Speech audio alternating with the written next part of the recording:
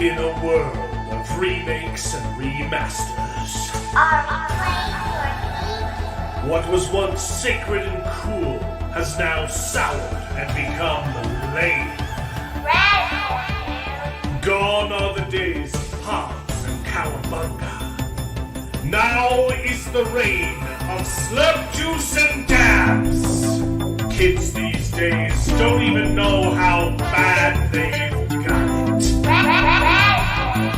Now it's up to the best generation to rise to the occasion and make a show that dares to go where a lot of other nerdy shows have already gone quite a bit. That's right. They're going to talk about it a lot.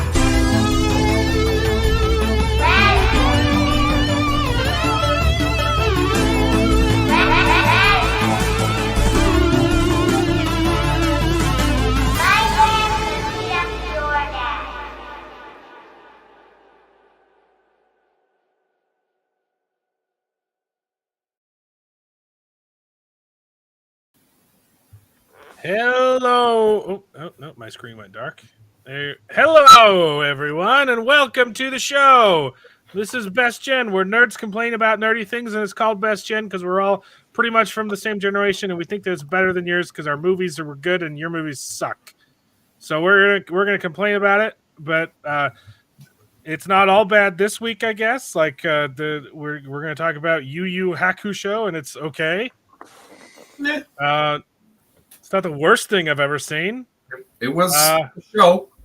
There was the first episode was good, and from there it fell into the problem of trying to put 75 anime episodes into 16. But you're right. You're four episodes. Like, Yeah. We're joined by Alex Green, everybody from the White Cloaks channel, and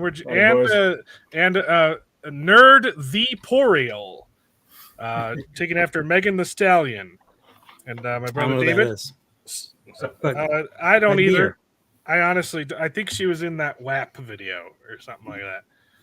the Ben Shapiro one, right? Yeah. Oh yeah. Ben Shapiro's a rapper now. Did you guys see that? I saw it. Unfortunately, I did not. Like it's not good. It's funny, but it's No, it's a not. terrible song. I want to like it more than I do, but I think the idea of it is more funny than it actually is. Anyway, yeah, we're going to talk about Yu Yu Hakusho, the live action adaptation. I'm going to talk a little bit about Delicious in Dungeon. If you're not watching Delicious in Dungeon, like, repent. It's a cooking show, okay? They eat the dungeon monsters. It's D&D, but it's a cooking show. That's it. That's the premise. It's retarded, it's dumb, and I can't stop watching. This is not an anime. It's a Netflix adaptation of a manga. Yeah. Okay, all right, It's not live action. It's anime. of course. There's 4 episodes. They're releasing it weekly, and I am there every single Thursday watching it with my son because we love it. That's awesome. It's probably going to be a shorter show today. It's been 2 weeks, and I still don't have my voice all the way back. So we'll see. We'll just go until I can't talk anymore. There you go. How have you guys been, man?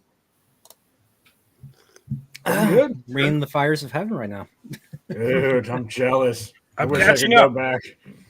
I'm catching up. I started book 4, and I'm a third of the way through in one sitting. Oh, Nice. Because I had to crank it up to like 1.9 speed because I'm like, I gotta make Nerdporial's stream for Fires of Heaven, so I gotta speed through book 4 because I'm a whole book behind. it took me like 25 sittings to get a third of the way through the Shell Rising. So He was I gotta so say, brutal. Rereading The Wheel of Time, though, it is shocking how much foreshadowing there is. Oh, It yeah. is like in book 1, he's like laying out prophecies and setups that literally doesn't get paid off until the last book, and you're like, what drugs were you on? Yes. I don't. Yeah. And he kept trying to make the series longer too, and he had all of this stuff planned, and it's incredible to me, the intricacy of just how he knew where the story was going, and just how well it. Well, he planned I it, love didn't The he? Wheel of He Time. I I mean, love he The Wheel of planned it Time. out from the beginning, so he Well, knew yeah. how it was Yeah. going to end. But at the same time, there's something distinctly insane about thinking to yourself, I'm going to put this in here, and in 4.1 million words, this is going to pay off and be awesome. Yeah, well, But that's the thing is, psychopath behavior. the stuff that he alludes to, like reading book 4, there's like you get Matt goes into the. I'm not going to spoil. Sorry, I'm not going to spoil. But Matt goes into the arches and gets information about stuff that's going to happen to him in the future. But it's like wild character choices that if you're reading any other series would feel like, oh, this is a twist that the author thought up. Oh, this will really get him at the end. Like this character's going to do something nuts, and it's going to be a huge shock. And he had it planned from book 1. It's insane. The choices he committed to from the very beginning, knowing it was just going to pay off hard. Yeah. I love The Wheel of Time so much. Yeah. Same. I'm reading it. Yeah. I can't say it's my favorite. So Have you gotten to the part with the Tinkers yet? in book 5, no. Yes. Oh, okay. So, The believe it or not, the Way of the With Leaf was my Aaron? favorite part of book 4, because that stuff really that stuff was one of the most emotionally charged stuff that I read, starting with the stuff in the glass columns, and then it happens again with Aram in the Two Rivers. So that stuff I liked. I just wish there was more stuff like that I could. I mean, I'll be honest, the Shadow Rising, there wasn't as much to talk about as the other 3 books. the Shadow Rising is longer, and the Shadow Rising is sort of where it opens up into start being sort of the whole world. I didn't feel that at all. It just felt like like longer. Just felt longer with less things happening. The Shadow Rising introduces the sea people and the desert people, and like politics between cities, and White Tower drama, and some of that stuff is even good. and prophecies, and introduces the Aelfin and Ylfin. What are you talking about? I found it underwhelming. Is that Shadow Rising? I found the Stars of Heaven. sea people kind of underwhelming. I mean, maybe there's more to it. True. No, I mean, there's I don't know. I'm totally there. I like the glass columns, like I said, and I liked when he pronounces himself the one who comes with the dawn.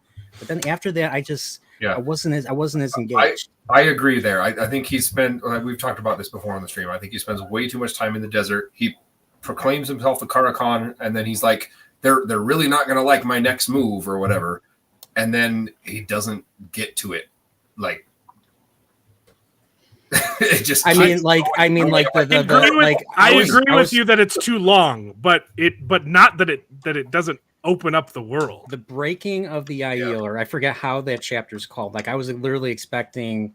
I mean, I liked it until Lanfear interrupted it, and then we get this chase at the end with Asmodean, and I was just like, what am I reading now? What is this? Why do I care? Oh, this was in chapter 10. This was when Lanfear said, oh, I have someone who can train you and all that. And I'm just like, I don't care at this point. It's been several chapters. So I don't know. So I liked the endings of all the 3 books. The 4th one, I mean, wasn't bad, but I didn't read it like going, ooh, this is awesome. I just read this going, what's going on here? Oh, That's fair. Yeah. That's no, I mean, I maybe agree. I'm being a sourpuss right now. I know. no, you're not. Well, That's a totally no. valid opinion. Well, 5 is probably the best one. I think. So Like, good. Yeah. So I agree. five so far. I've listened up to 22 chapters. There's only been a couple of chapters that have been of real interest. So I'm assuming this is just a slow burn build. Hang on, let me it check. starts off a little slow, but like I mean, even the the last- prologue, like all the prologues in the first 3 were all excellent. The first book had an excellent prologue. The second book had an excellent prologue. The third book, Dragon Reborn, I loved it with Pedro Nile and Ordith and Jake and Kieran. Then we find out that there's this Murdral guy that once ran dead or something like that. We get a little bit of a follow up in Shadow Rising, but not too much. just hold on to your britches, because book 5, the first half is set up, and then the climax of the book is the last half of the book. Yeah. Okay. Like It seems like it's leading up to this big battle at the end of the book. No, that happens mid-book. And then it just keeps going from there. It's amazing how it's laid out. I really, really enjoyed it. So Okay, if I had to guess, you're in that uncomfortable stretch, chapter 8 through chapter 19, where a large majority of it is Nynaeve and Elaine chapters. Yeah, they got drugged. They got drugged and tied up by Yeah. a seamstress. That's I'm probably the what is weakest part this? of dude, you're complaining about a scene where Nynaeve gets shut up. Okay, come on. Yeah. Anytime Nynaeve gets put in her place, it's oh man, Like I just read the chapter from Elaine's perspective in book 4, where she's annoyed with Nynaeve the whole time, and I'm just like, preach, sister. My only issue with that is it's very much a pot calling the kettle black Oh situation. yeah. For sure. Anyway, enough of this Wheel of Time crap. I don't even have. I've been sick, and then I've been recovering. I'm not sick anymore, but I'm still not like better. You know, I'm not 100%. I still can't friggin' talk. So, and then my wife and kids are getting sick now too, and it's been a miserable couple weeks. So I don't even have any news articles, but I saw this and it pissed me off. They are really, really reaching. Like Doctor Who is so dead at this point. Yeah. The ratings beg to differ. Like, I mean, is the ratings say no? That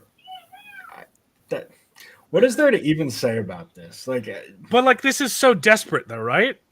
yes, when No, you know real. a Trust me, I'm a franchise is- doctor for real.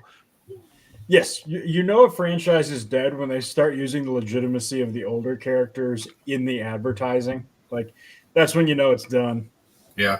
I mean, they're not even being smart about it, too, because David Tennant and Matt Smith aren't on there. You know, they were very prolific, accepted doctors. You know, Peter Capaldi was good. I liked his performance, but still, it was not as good as the previous 2 doctors. It had nothing to do with Peter Capaldi was fantastic, and he got screwed over by bad writing. Yeah. His performance was wonderful. Yeah. Wasn't he the one that said like, you know, things will be better with a woman, everything will be better with a woman or something? I forget. I think that was him. I don't Peter remember Capaldi. that, but Yeah, I don't remember that. I think he says it to freaking David Bradley as playing the first Doctor. Oh. Sounds Yeah. like something. he would Yeah, say. no, I think I do remember that. yes, Mark Clark, And- I want you to watch a cooking show, okay? Cooking shows are awesome. I love cooking shows. But also I've- watch Top Gun Maverick. I've seen every season of Hell's Kitchen. I can't get enough of that crap. Yeah. My favorite is Although that's not really a cooking show. That's an angry Brit show. So I've been to the Gordon Ramsay restaurant, so good burger. yeah. The one in Vegas is pretty good too. That's where I went. Oh, there you go. Hell's Kitchen, baby. So- It's Corwin. Corwin's family's sick too. Oof. Hell's Kitchen, man. I can't get enough. I just love Gordon Ramsay yelling at stupid people. I would put just This looks like insert it shit. directly. What are you, an idiot sandwich? I got to do that to my brother. Except I did it with some tortillas because he was helping me cook and he just messed up monumentally. So I put some tortillas on his face and made him call himself an idiot burrito. That's funny. That's Nice. Donkey. Yeah. There's the only other news story I have is Wheel of Time related. So I'm glad we brought it up. oh no. But the Wheel of Time was right to change this aspect of the books. Wheel of Time makes several changes. That's being modest Who wrote this? from the books, but some just make sense. Honestly, this isn't the worst article that I've read, and I think it merits discussion. But the change is that they made Egwene and Nynaeve Ta'Viren. No, terrible. Awful choice. It significantly devalues the impact of their contributions. If they're on rails like everybody else, then what they accomplish means less. I've always seen it. I agree. But like, this isn't the worst take that I've heard show defenders take. You know, like I understand maybe reading the books and thinking, oh, are these people Ta'Viren too because they're so influential? But I always read it as because being Ta'Viren means the pattern weaves itself around you. Yes. And people get pulled towards you. And I always saw their huge, significant contributions and involvement in the story as being, this is the consequence of people getting pulled towards Ta'Viren, is you guys end up having to help out too. Sure. Yeah. I mean, the best defense that I could come up with this is when it comes to Egwene, like Egwene gets promoted like her dad owns the car dealership she works at. Like That's pretty good. but I mean, other than that, I mean, I guess Nynaeve does convince a bunch of convinces a bunch of people to do some things. But bad take. Yeah. If you're gonna make the argument, it works for Egwene much more so than it works for Nynaeve. Yes. Just from what she becomes in the books, you're like, maybe. But yeah, I agree. It's a bad take, but it's not the worst take I've ever seen. Oh no, this is above average for Collider. I know that's why I was like, wow, there's some thought put into this. This isn't just a mindless, the show is good. No, really, trust me. And I can't get over how stupid the Binkies are, man. The ball gags are so terrible.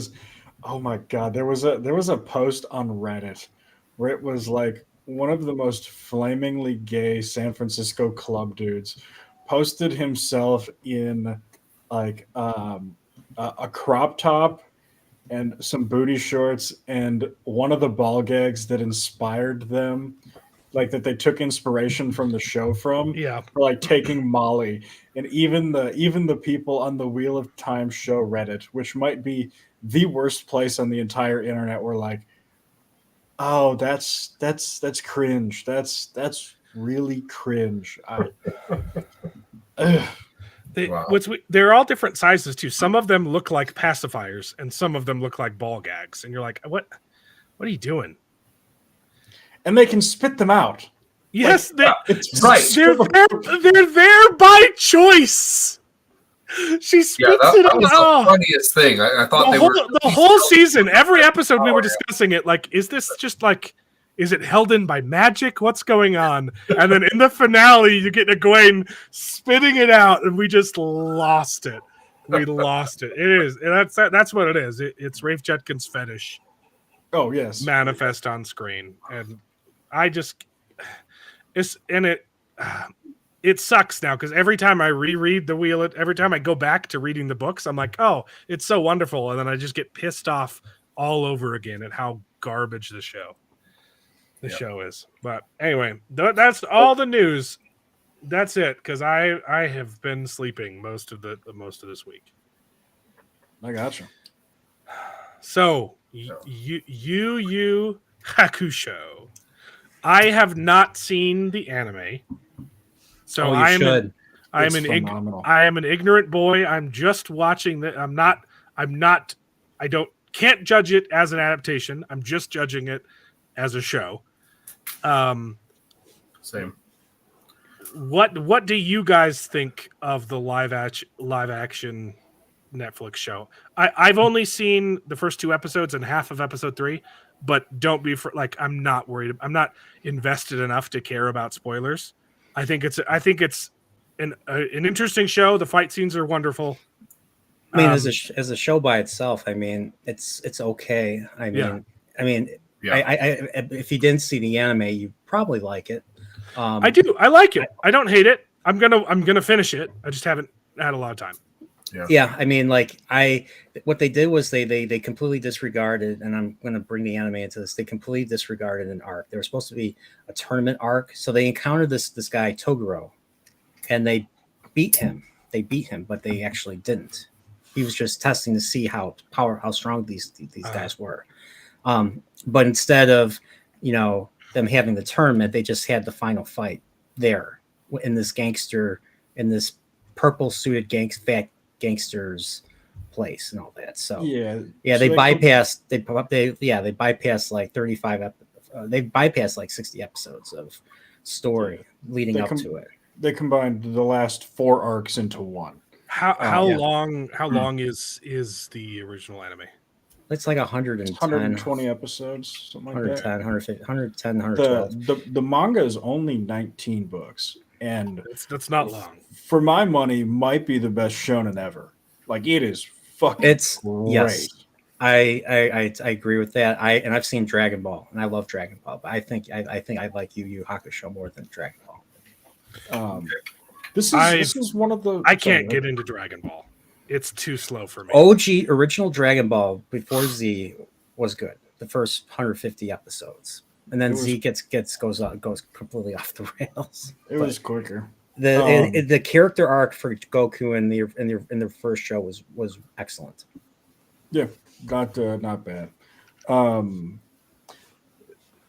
This show was bad, but it was refreshing. Like this was bad in like a 2001 kind of way, where it was bad because it looks fucking goofy to do in live action, and they didn't have enough episodes to do it. Like, I'm just gonna say it, Koenma with his binky looks retarded. Like, okay, we got. That comes up, and I'm like, I need to do some Googling. What is going on? Is that a binky? And it is, because his character from the anime is a baby. Initially, yeah. So he's a baby. He's like 1,000-year-old, but he presents as a baby. And in the show, I understand you obviously can't, unless you're just going to go hardcore CGI. You can't have his character still be a baby and talk. So the way it works. So you age him up, but you keep the binky. so the way it worked in the anime was that in the Japanese legend or whatever, the god has 3 forms. There's the baby form, the young man form, and then like the demon god form. And when Yusuke first encounters him, he's a baby, so he has the little binky in his mouth. Okay. And then, like in the next, I think it's like 2 episodes or 2 arcs later, he runs into him again, and he's sort of the grown-up teenager, but he still has the binky in his mouth, so Yusuke knows who he is, and he just keeps rocking it the entire series. And it's weird. It's one of those things that I'm just like, as much as I hate when shows make up their own shit or change things from their source material, I kind of always feel bad when I criticize them for changing something from the source material. But this one, you could have changed it. You didn't need the binky. Well, especially from a newbie's perspective, Yeah. Yes. Also, what the crap? What is this? Also, since we already have the single worst dub of all time, just put a fucking baby I had to switch. I started watching the dub, It is bad. It is a really bad dub. The problem is I was watching with my wife who was crocheting at the same time, so we couldn't have the subtitles on. Yeah. So we had to do the I have no problem. I have no problem watching dubs on like anime because usually it's a good job and the lips don't sync anyway. It's animation, but live action, like I have to watch subtitles. It's too. I've never seen a good live action dub that just wasn't just cringe. But this one takes the cake for really bad dub. Yeah, there were times where somebody would like very clearly say one syllable and like two sentences would come out. Or the emotions are all wrong. Like sometimes I just switch back to it just for fun. I'm like, oh, this is real bad. But I think the worst one, who's the spirit guide, the lady, Botan. Yep. Yeah. Oh man, her dubbing is off the charts. Yeah. What's up, Salty? Salty traveling sea. I'm here for Pinup Alex and Dreamy Drunk Poriel. Yeah, well, thanks for tuning in, man. I think love your channel. I think I put in the chat that Botan is scary, and that I looked at her and assumed she was like 13. I was like, why the fuck is Botan a teenager in this? And then I looked and the actress is 30 or something. And I'm like, yeah, no, I definitely thought under 18. Yeah. Never even that's occurred the to Japanese for you. Adult. The Japanese, man. What's with your women? You guys look like you're 18 until you're 40, and then you look 80. I don't get it. Anyway. Yeah. But yeah, that was but I that first episode I thought was really good. Like I liked that first episode better than I liked any of the One Piece episodes. Really, I'm still watching One Piece and I really like it. It's really well done. It's charming. It's fun, and of course I haven't seen the originals of that one as well. But yeah, I don't know. This one was okay. I thought that the voice dubbing was terrible. I thought some of the stuff in the costume design was cheesy. The special effects were a mixed bag. Some of it was really good. Some of it's fantastic. But the best thing about it was, like you said, the choreography. That part in the beginning where he's like crawling on his back is like, oh my gosh, that was really cool, really well done. I like the action. I like the action, and I felt like the acting. I felt like I was watching the characters in the anime, like even though they didn't give what's his name Kuwabara his pompadour, but still, yeah, he still sounded like Kuwabara. I thought he was Kuwabara. Yeah, Kuwabara by far is the best character on the show. I would have a drink with Kuwabara. Man. Like Kuwabara is such a stand-up guy. At first I was confused in episode 1 because they introduced the first bully. And he gets blamed for it. And I was like, okay, it's a bully trope. And then the next scene is another bully, and I was like, what is going on? And then by episode 2 you realize, oh no. This guy isn't like, this guy has values. He just wants to be as cool as Yukusei. Like I think it's so funny. He's basically Vegeta to Yusuke's Goku. See, that does nothing to me. I don't know what that means. They both elevate each other. You're speaking gibberish right now. I don't watch. They're rivals. I loved it. I loved that idea of I hate you so much because I want to be you. You know, like he doesn't hate him. He doesn't hate him. He just wants to fight him. Yeah, he wants to prove that he's better than him. I mean, remember in the Matrix, like you don't truly know someone until you fight them. So, but there was in the anime there was an episode where Yusuke was inside, kind of possesses Kuwabara. So he understands Kuwabara quite a bit. I think it was episode 3 or something. Yeah, Kuwabara's character is wonderful. The costumes look like they've never been worn. I mean, they're dead on accurate to the anime. I know it's wonderful. They all wear the Japanese school outfits. It's so funny. Yeah, especially his school outfit that's like tailored and cropped. I was like, oh my gosh. Yeah. Why do they do the ridiculous. low hanging crotch? I don't understand that, Japan. You got to explain yourself. Why does your crotch go down to your knees? Because everybody thought MC Hammer was dope back then. Okay. Americans didn't think MC Hammer was dope. What are you guys doing? I mean, isn't that isn't the joke? Be the American the Japanese think you are. I'll tell you the one that got me. The one when he did it, I was like, okay, this show's gonna be decent. Was when he did the Yusuke squat. Like he keeps like squatting down to like look at things because he's like too lazy to even stand up. The other thing that sort of threw me off was that Yusuke is so much nicer in this than in the anime. Oh yeah. Like in this one, he stops the bullies to give the guy his money back. That's not how it was in the anime. In the anime, he just bullied everybody. So he saw that the bullies had money.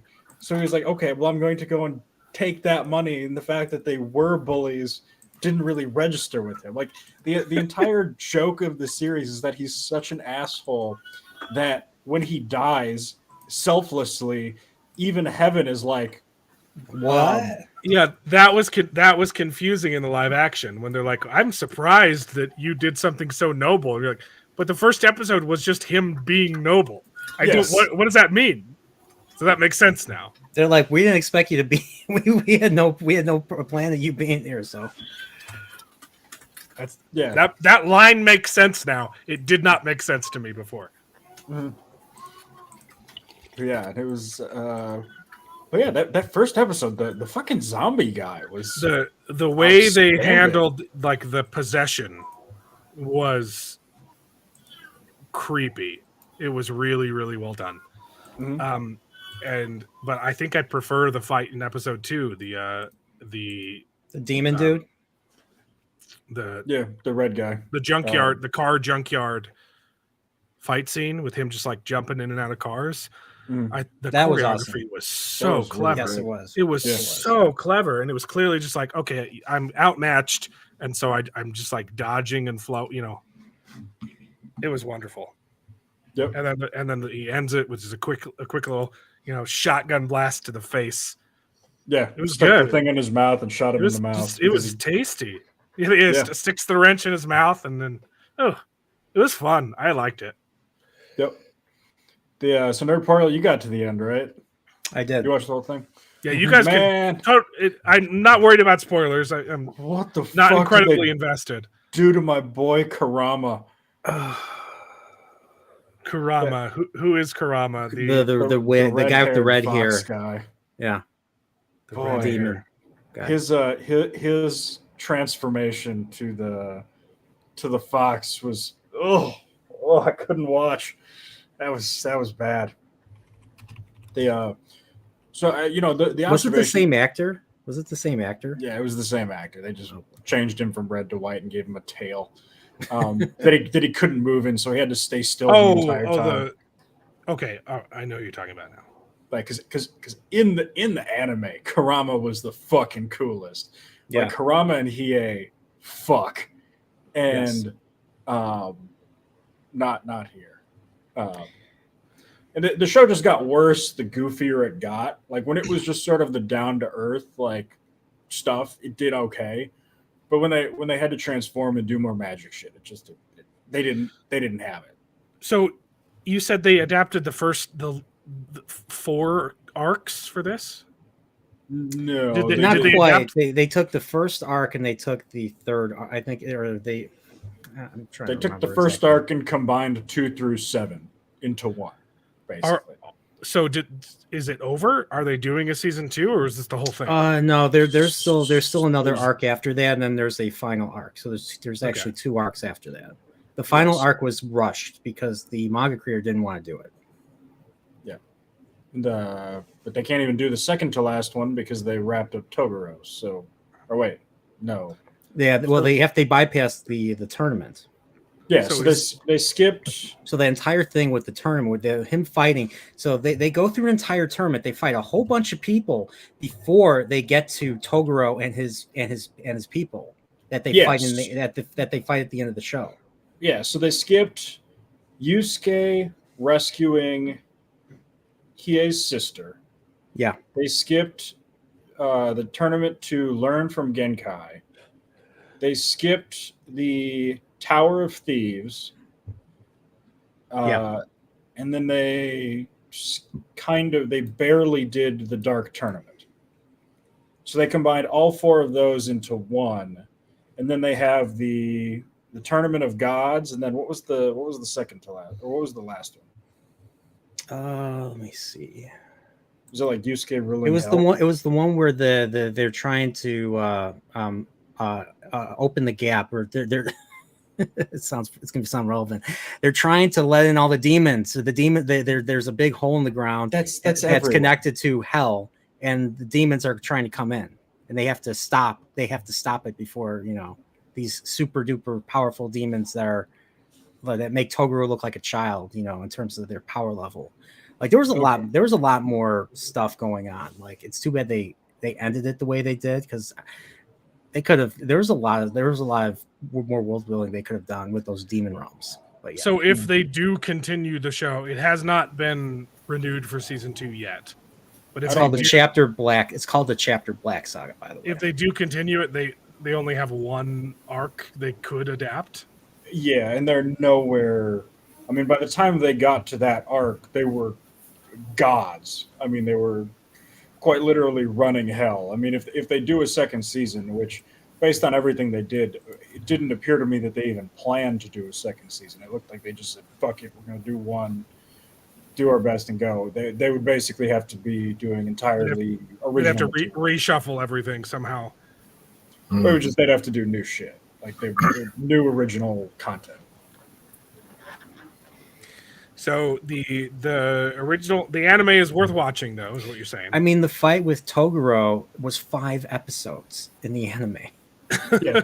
I mean, and they did in less than half an episode, the live action. So yeah, all the fights, all their fights, Hiei's fight, Kurama's fight, especially Kurama's fight, they were multi-episode. I mean, they were multi-episode length, events, and the show just really streamlined it. So, I mean, I prefer the anime. I'm an anime guy. Absolutely. Well, I assume it's better, but yeah, it's not something I'd want to. It's not something I'd be eager to watch again.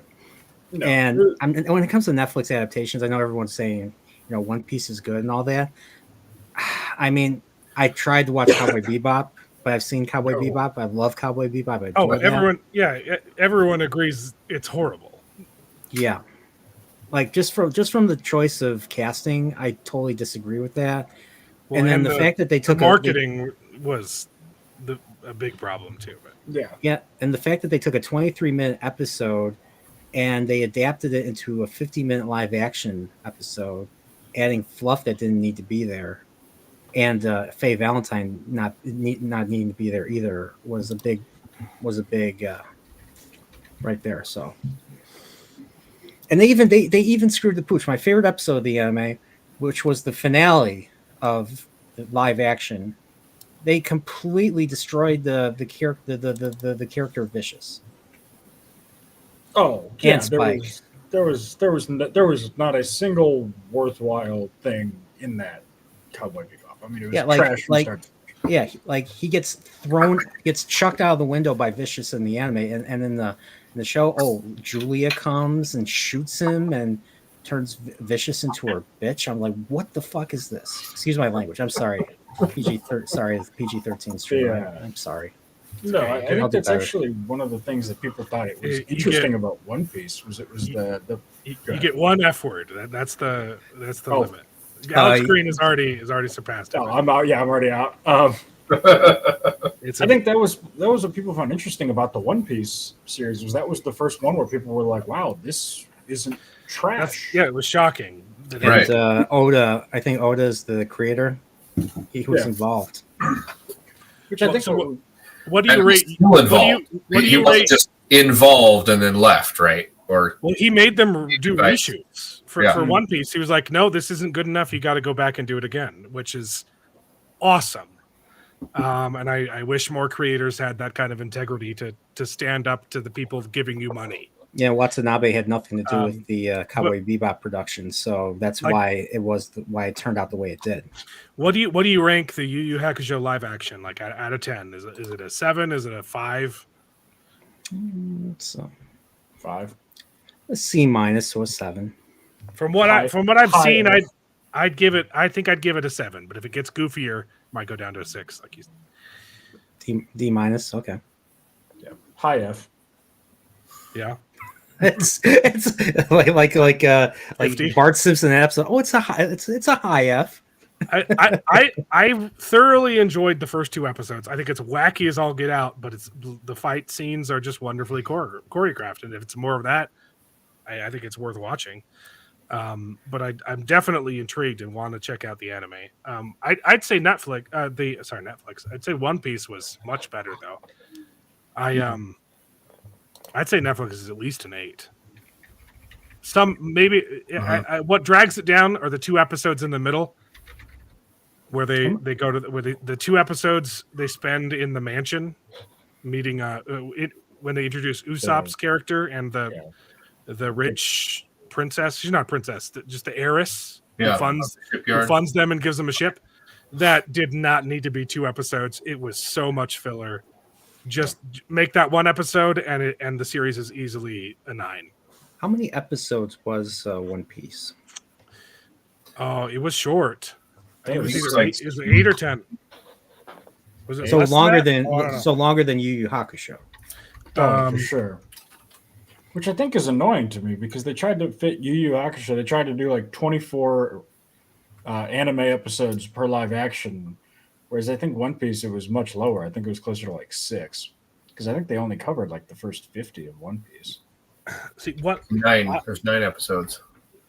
I'm grateful for the One Piece adaptation, because I've tried to get into the anime and it's like 1 million episodes long. I'm like, I just don't have time. I think there are 1,085. No, never mind. I can't commit There's to watching 8 One episodes. Piece, you know? 8 episodes, yeah. The thing about One Piece is I kind of lost interest after Arlong Park. Like that, I watched it. I was like, "Damn, this is really good." And then they fucking wasted like 2 hours of my life, and I was like, "This isn't ever going to get better."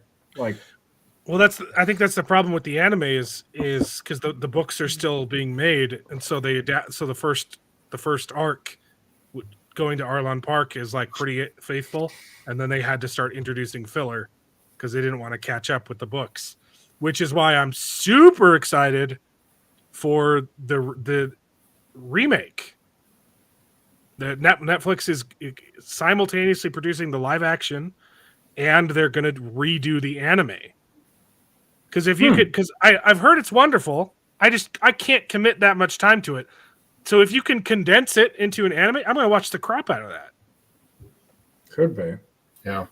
I feel like I wouldn't really touch the first 50 or so. Like, I feel like I just probably leave those alone. But I don't know. I have a hard time when people when they start doing kind of their own thing. Like that's terrifying. Well, that's what the show had to do. Yeah, I get you.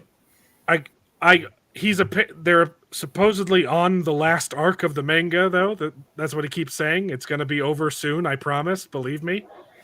And That's what he said. I don't know. I haven't read 400 chapters ago, I think. But they still don't know what One Piece is, right? Like it still hasn't been revealed what it is. Mhm. That's crazy to me that he has dangled that carrot in front of an audience for when did it start? It's the longest running anime of all time. It's gone forever. It's basically The Young and the Restless for Japanese teenagers. Like that is insane to me. That is insane to me. One Piece. Oh, sorry, I gotta pull up. One Piece was nice because you could watch it with the kids. Exactly. There's a little bit of started 1999. yeah. that's nuts. That's still being written. Come on, Same as just yeah. tell us what the One Piece. Every week a new episode. Every week. I really hope it's just a swimsuit. You know. No. I thought the name of the treasure Solid was gold. One Piece. But he's on record saying it's not going to be the friends you made along the way. Like it's an actual treasure. Sweet. there is an answer to the mystery box. So I don't It's know what crazy. it could be. They're functionally gods at this point anyway. Like, right? I mean, you control the ocean. Well, yeah, we did that like fucking 3 arcs ago. Like, we already have that power. But no, it was interesting. Did you see the Greg Owens video about Dad TV? No. It was basically That sounds sort of fun. it was good, but it was basically talking about how a lot of media has labeled shows like Reacher Dad TV, and how basically what the media now calls Dad TV was just television 20 years ago. Like, was you know, was just not degenerate filth. Yeah, yes, that's hilarious. Count me in, man. yeah, like Oh, sign That me sounds up. great. good person tries to help other people while being kind of a cool badass and Oh gets no, more yeah. badass along What the way. was Like, what was the headline for The Sound of Freedom? It was the Sound of Freedom is I gotta remember what it was. It was a oh yeah, the like a right wing conspiracy theory.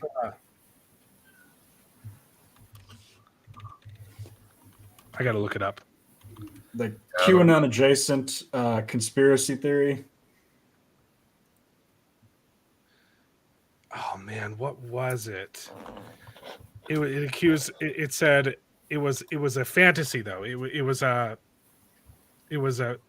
right wing dad fantasy or something like that. Like Yes. Yeah. They said the same thing about Terminalist. Jack Jack yeah, Ryan. Terminalist. The same thing about that. It's just a a pro gun nut venge fantasy or something.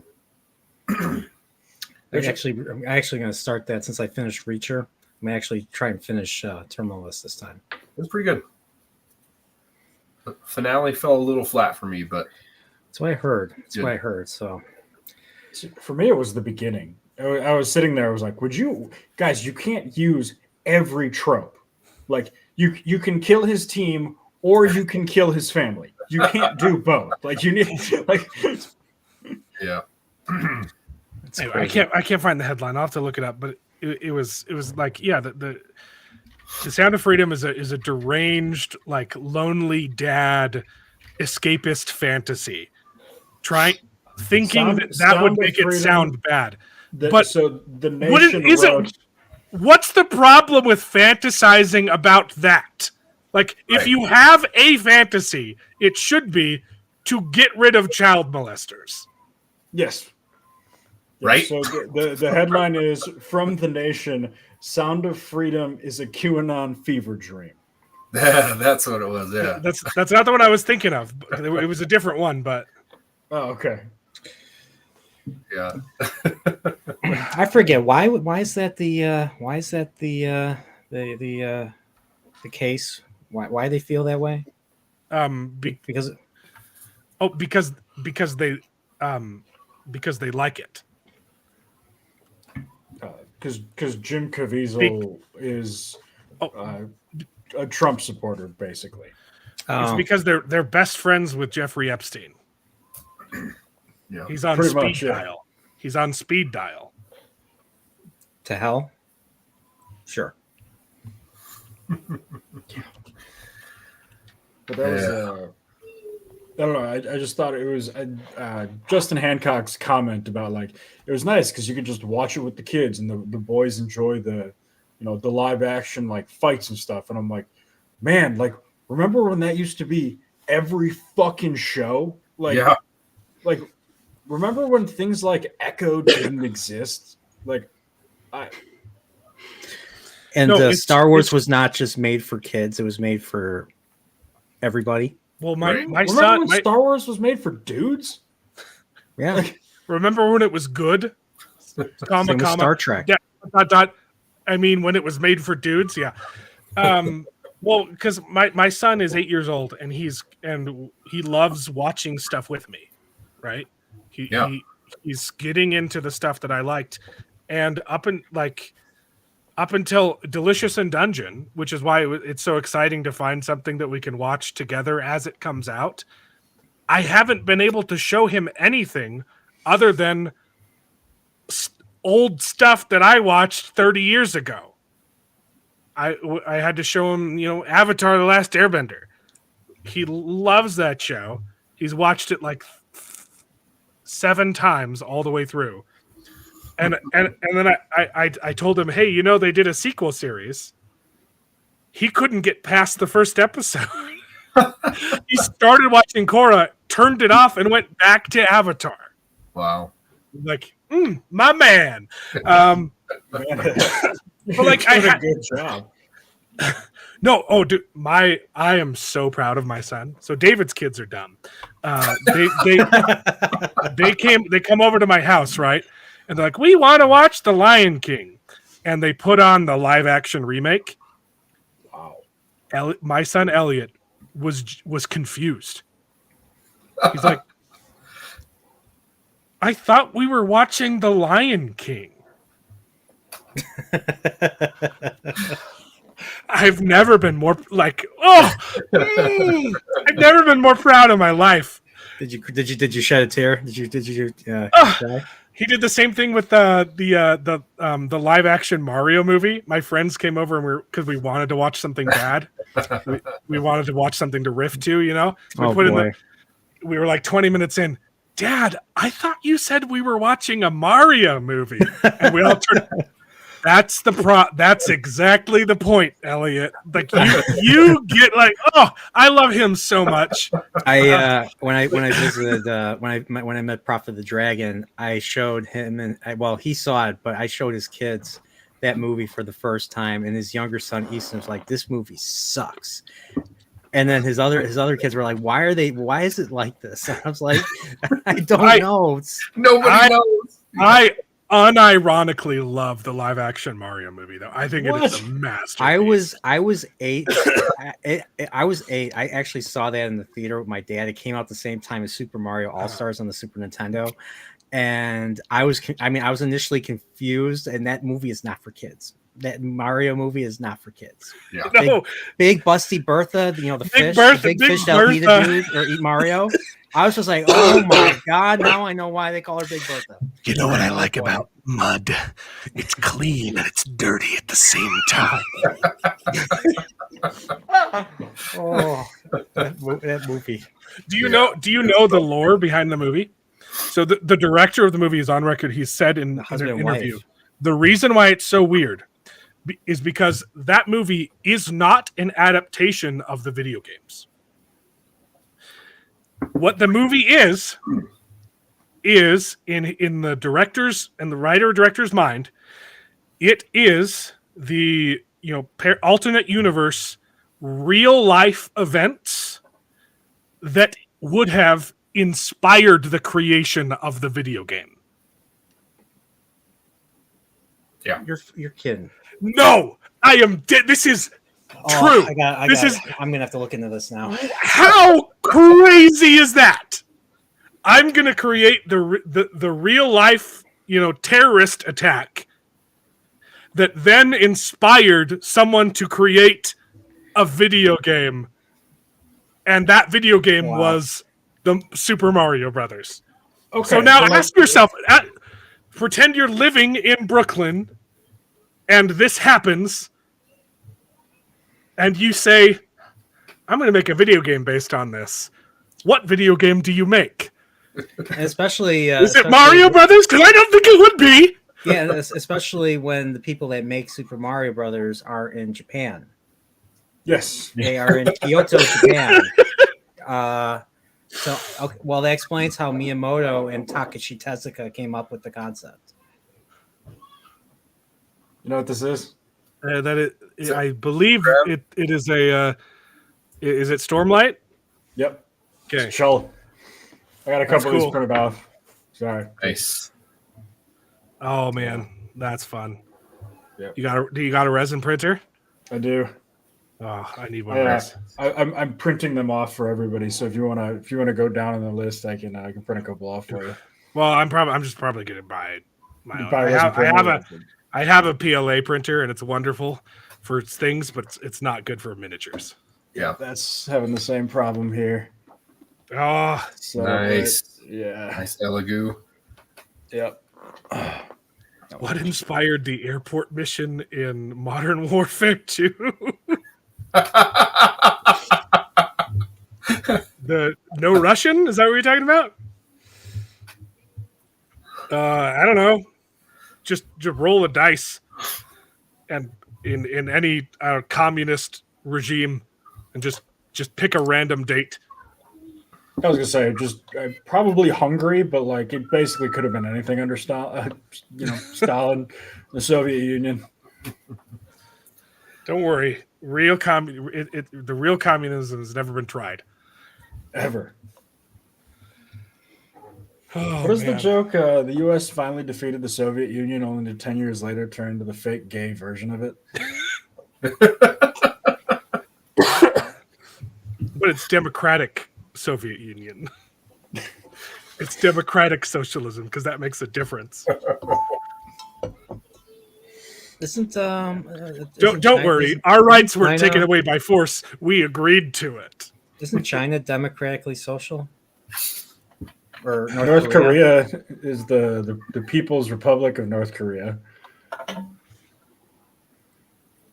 think the Chinese is the people. I think it's the party that's considered the People's Party. I have not seen the live action He-Man. That should dude, that movie. You haven't seen Master of the Universe? No, I should. That sounds fun. You got Courtney Cox and you have Tom Paris in that movie. Yeah. Was that Courtney Cox? I think so, yeah.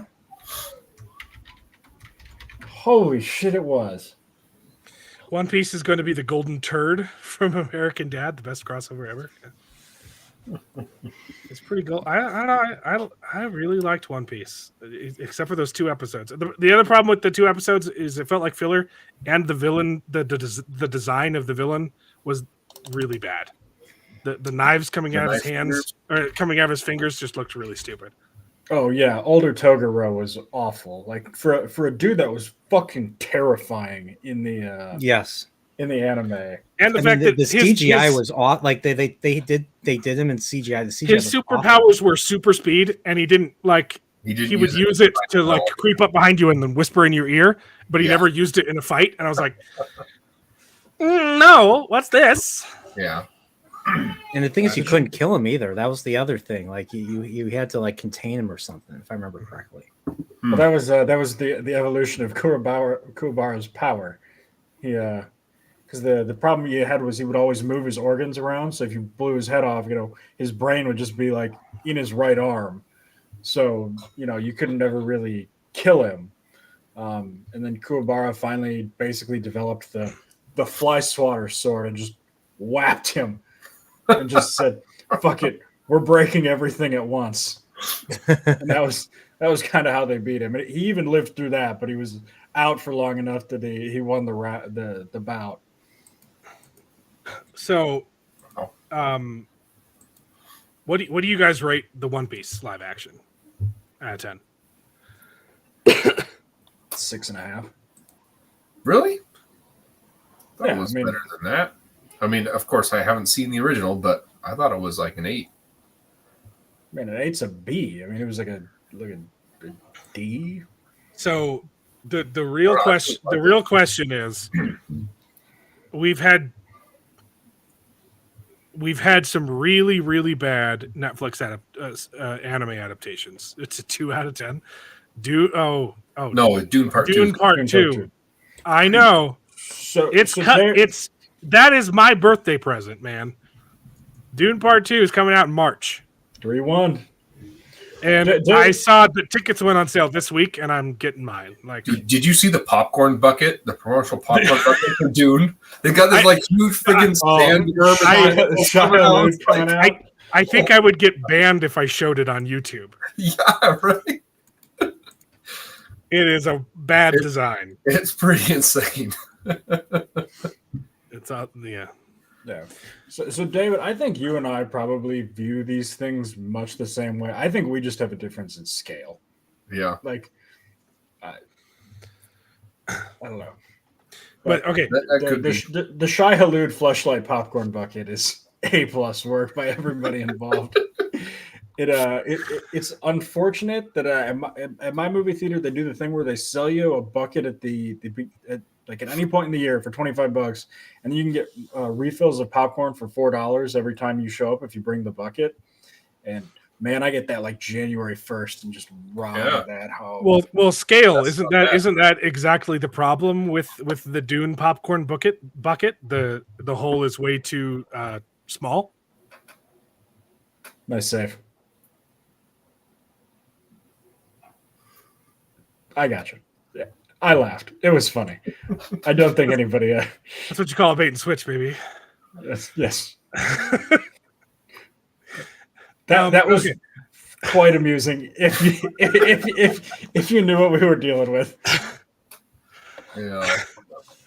Okay, but the real question is, what we've had terrible Netflix anime adaptations.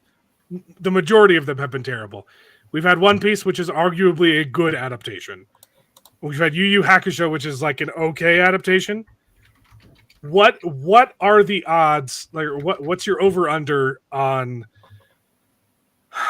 Avatar? That's a good question. Because the trailer came out this week.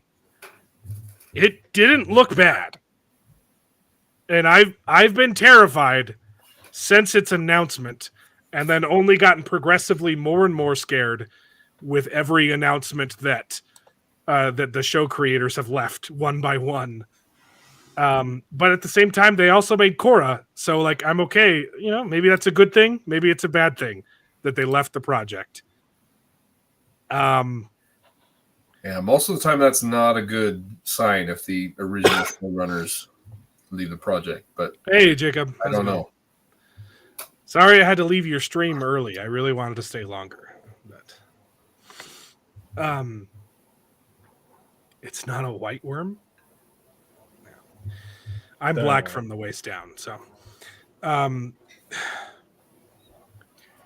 the trailer doesn't look bad.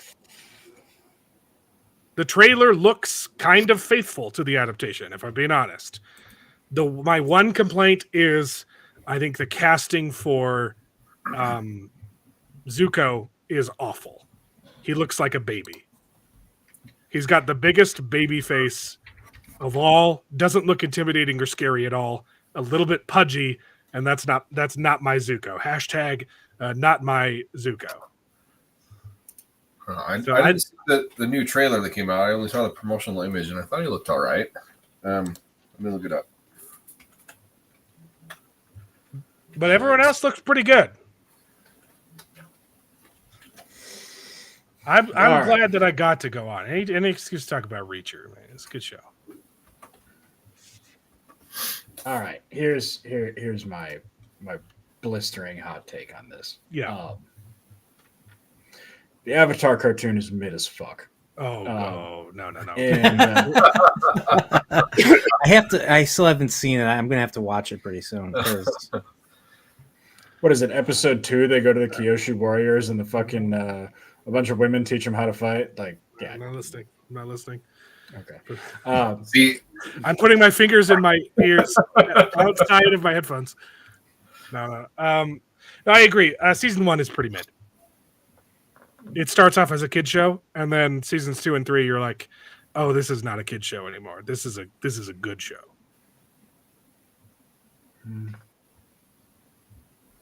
Yeah. Those fighting words, man.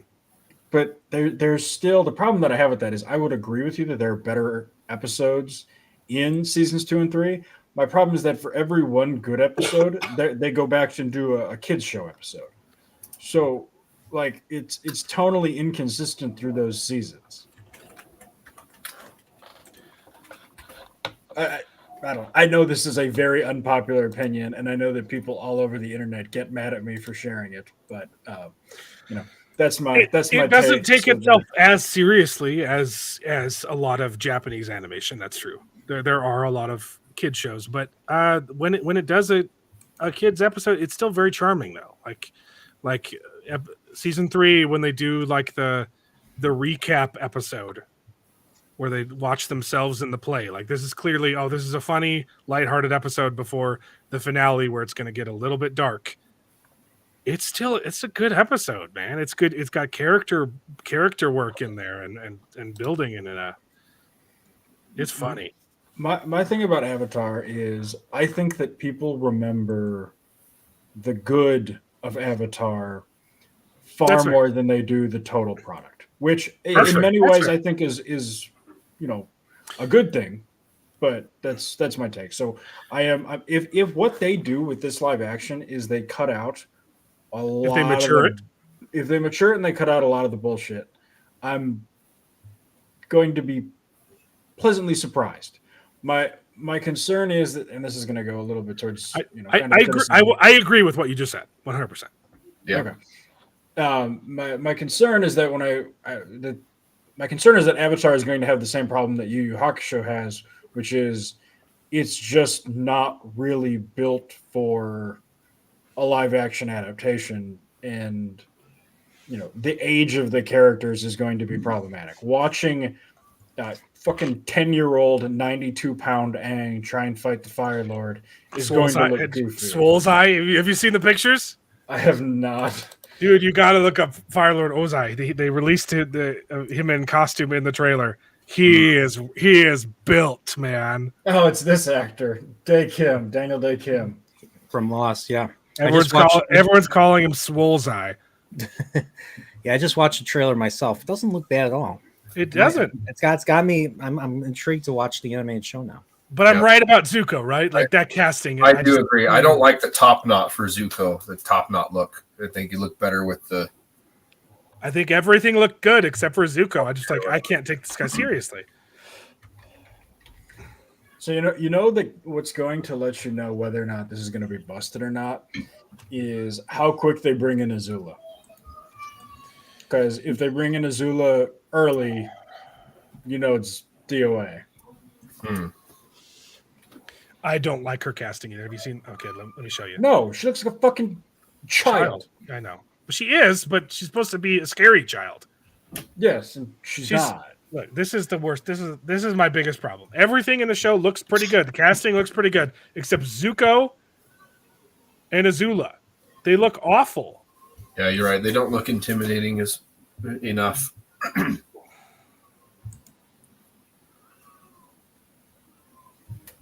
He's got the roundest head I've ever seen, too. Oh yeah. It's fine. But like this one, she looks fantastic. Oh yeah.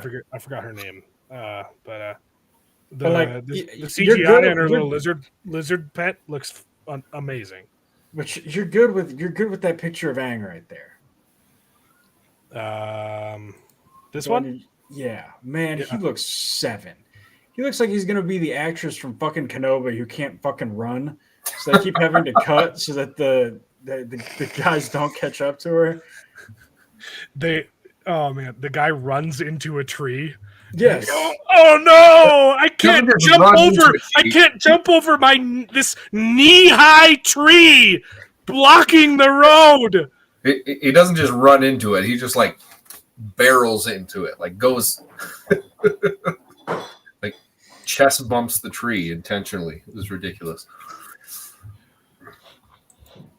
I was just a fan. But yeah, I'm tentative. I'm worried. But it could be really good. It could be the worst thing ever. I don't think there's a middle ground. I think it's going to be the best thing ever or the worst thing ever. yeah, we'll see. I'm trying to think what is coming out. I just looked it up. The Mr. and Mrs. Smith remake. Oh my gosh, that looks so bad. That is one of the worst trailers I've ever seen in my life.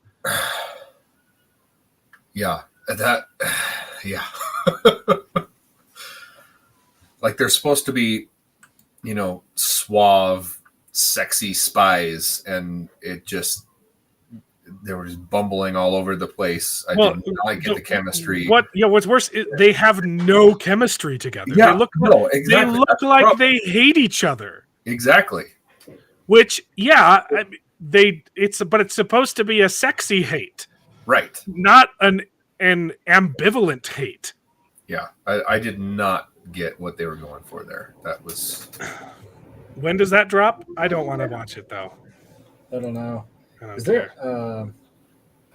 What was there was something else in the end of February. The end of February is Avatar. It Oh, that's drops Avatar, the right. 22nd. I'm gonna say we have Manhunt, an in-depth look at how an FBI profiler helped track down Ted Kaczynski, which I don't think happened. I think literally Ted Kaczynski's brother turned him in, and His wife found handwriting. So I looked at the manifesto, and written like, hey, that's his handwriting. And that's how they were able to get him. that's what I'm always curious about when they do these like FBI profile shows, like, and they pretend like the FBI is actually good at stuff and like finds people, and knows what they're doing. Like, what is it like? Something like only like 11% of murders get solved in Chicago or something, Brian. Like, It's not a good percentage. there's something about the Flash coming out apparently. The Flash? The Grant Gustin Flash. The movie? I thought the TV show was over. I thought it was There's too. But I'm There's the Fallout show that comes later this year, though.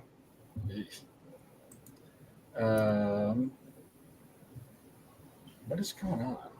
Yeah. Oh, this is just when it. Oh, The Flash is coming to Netflix. Apparently, the last season. Oh, it's already aired. It's just going to come to Netflix. Okay. Yeah. Man, there is not shit coming out. There's the 3-body problem at the end of March, which is the Benioff brothers.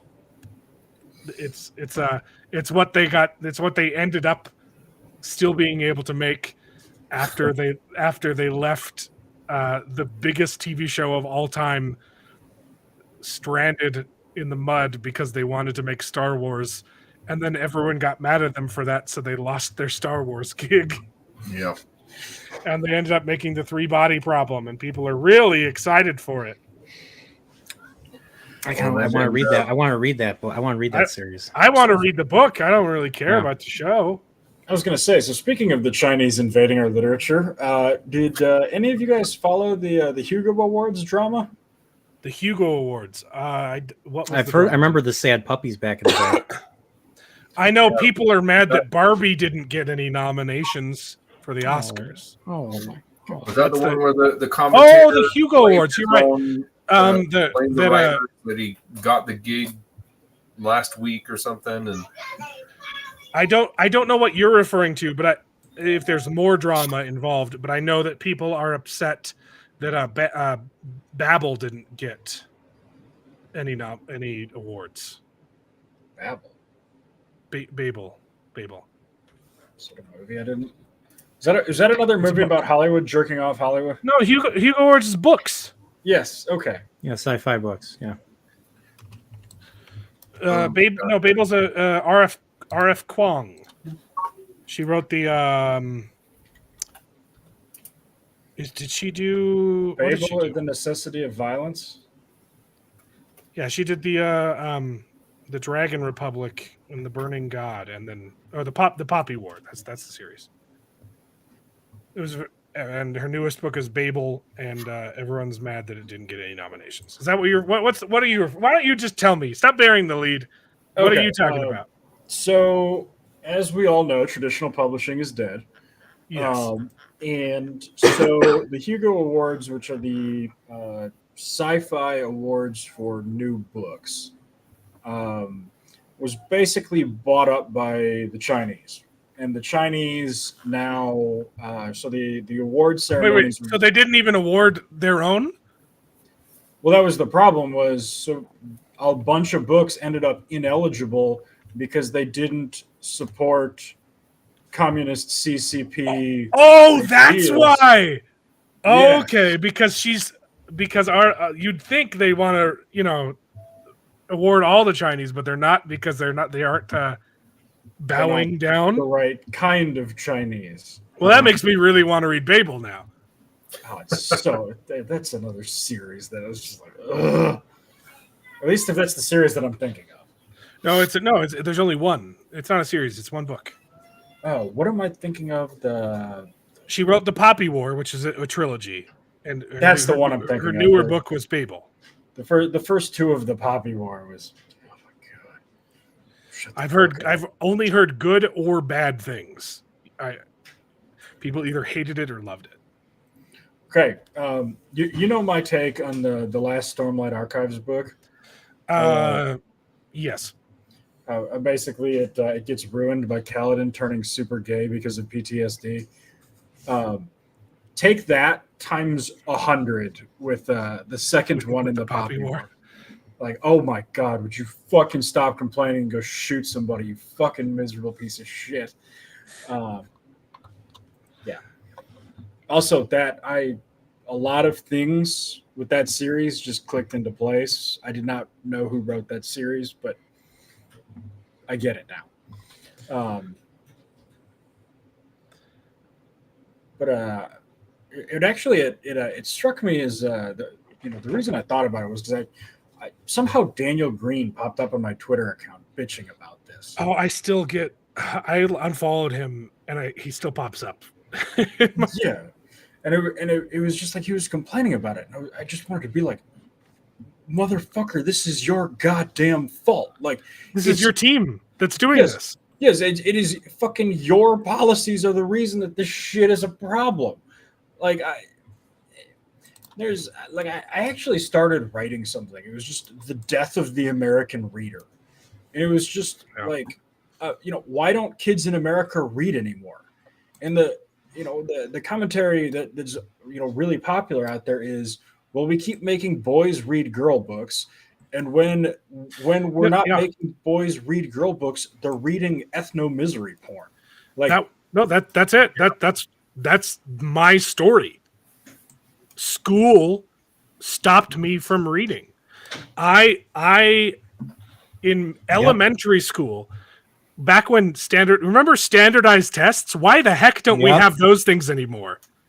Wait, they don't have standardized tests? No, they don't. They're racist, so we can't do them. The standardized tests don't exist.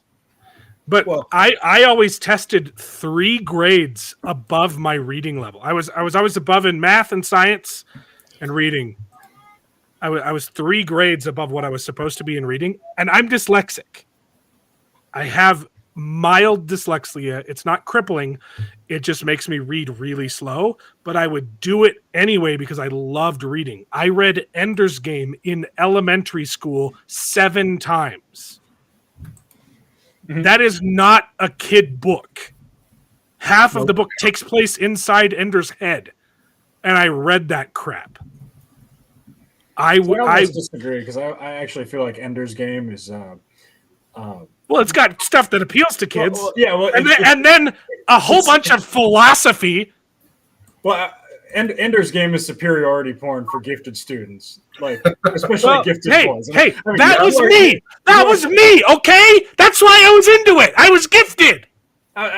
Dude, I was in the exact same boat. I mean, it was like I read that, and then I read it recently 2 years ago. I was like, wow, this book was literally written for like the people in the gifted and talented class. Like that. Yeah. This was the target audience. It was even more. So I was bullied too. Okay, and so that book, like I literally got the crap beaten out of me. I was bullied for being Christian. Right. I was bullied emotionally and physically, like in elementary school. So Ender's Game resonated real hard. Yes. Okay. I took Taekwondo and I knew how to do it. I knew how to do the nose trick. Okay. And I never did because I was responsible. But I was like, if I chose to fight back, which I didn't because I'm a Christian, I turned the other butt cheek to get kicked. Ender's Game really resonated with me, man. Okay. No, and I mean if you were like if we were crafting a curriculum, and my task given to me was make a nationalized U.S. curriculum to fix the reading in America. The very first thing we're doing is throwing out every single book that is currently assigned in school. Yep. Well, there was a great teacher. So yeah, I agree. It was when I got to high school. So I was always reading. I was reading and reading and reading, and I had some really really good teachers in middle school, who introduced us to David. You had the same teacher. Holes. The whole we like read Holes. That's a great book for kids. And she introduced us to the Thief of Always. Oh, if yeah. if you have not read The Thief of Always, this is the perfect book to read as a little boy. It's written by Clive Barker. Do you know who that is? Yep. Hellraiser wrote a kid's book. It is horrifying. It is so freaking scary, and it is my favorite book of all time. It is so freaking good. Okay, it's about a kid who gets kidnapped. It's a portal fantasy, except that it's a horror. He gets kidnapped into a portal fantasy, and his soul is being sucked dry the longer that he stays in the portal fantasy world. It is amazing. Read The Thief of Always. I was freaking into books because that teacher was wonderful. Yeah. I can't remember your name, but I genuinely love you. You were a fantastic teacher. I don't remember any of my teachers' names. And then I got to high school and they gave me Beloved. Oh. Oof. Where the young black boys are so horny, they go out and have sex with the cows. Yes. Oh yeah, I remember you telling me about that. But it's an important book because it teaches you that racism is bad. Newsflash, I already knew that racism was bad! Yes. Yep. And there's plenty of other books that teach that. Literally every book. Yeah. Like literally, if you ever want to laugh your ass off, go to the state of New York education standards and look at all of the assigned books that kids will read from 5th through 8th grade. Yeah. I think on the list, I think it's 16 books. I think 14 of them are written by women. Of the two, one is a book about a racist black guy who played in the Negro Leagues who people were racist to. And the other was, I think, a black slave in the Civil War who people were racist to. And like it is quite literally every single book on that list, with the exception of those two, is a book about a minority girl who is bullied by white people. And I look at this and I'm just like, Jesus Christ, no wonder nobody wants to fucking read anymore. Have you seen this garbage? Like it's important to read like one of those books. Okay? But that shouldn't be the whole curriculum. Right. Yeah. Like you read one Holocaust book, maybe the Diary of Anne Frank. Yeah. And okay, racism is bad. We got it. Okay, but you don't need to read Beloved. And it got to be the point. Every book was just degenerate sex, and so I literally high school taught me to not read. And the same thing happened to me. And I stopped trusting my teachers. Like senior year, I had a cool teacher though that let us read Beowulf. I read the crap out of that. I was going to say, and then I kind of got back into it. I read Hamlet too. Oh, I freaking loved Hamlet. That's the thing. Like, my favorite year of English class in high school was junior year, because in junior year we took British Lit.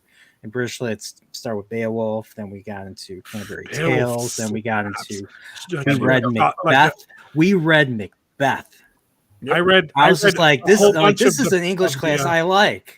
Yeah. My favorite was that we did Hamlet, and then we did Rosencrantz and Guildenstern are Dead, and that is friggin' fantastic, man. I disagree about Rosencrantz and Guildenstern are Dead. Existentialism is gay, but that's fine. We can disagree on that topic. But the Existentialism. But hey, I'm gonna but you should read can. one existentialist one book existentialist book, because sure. you want to diversify your profile. Okay. So Yeah.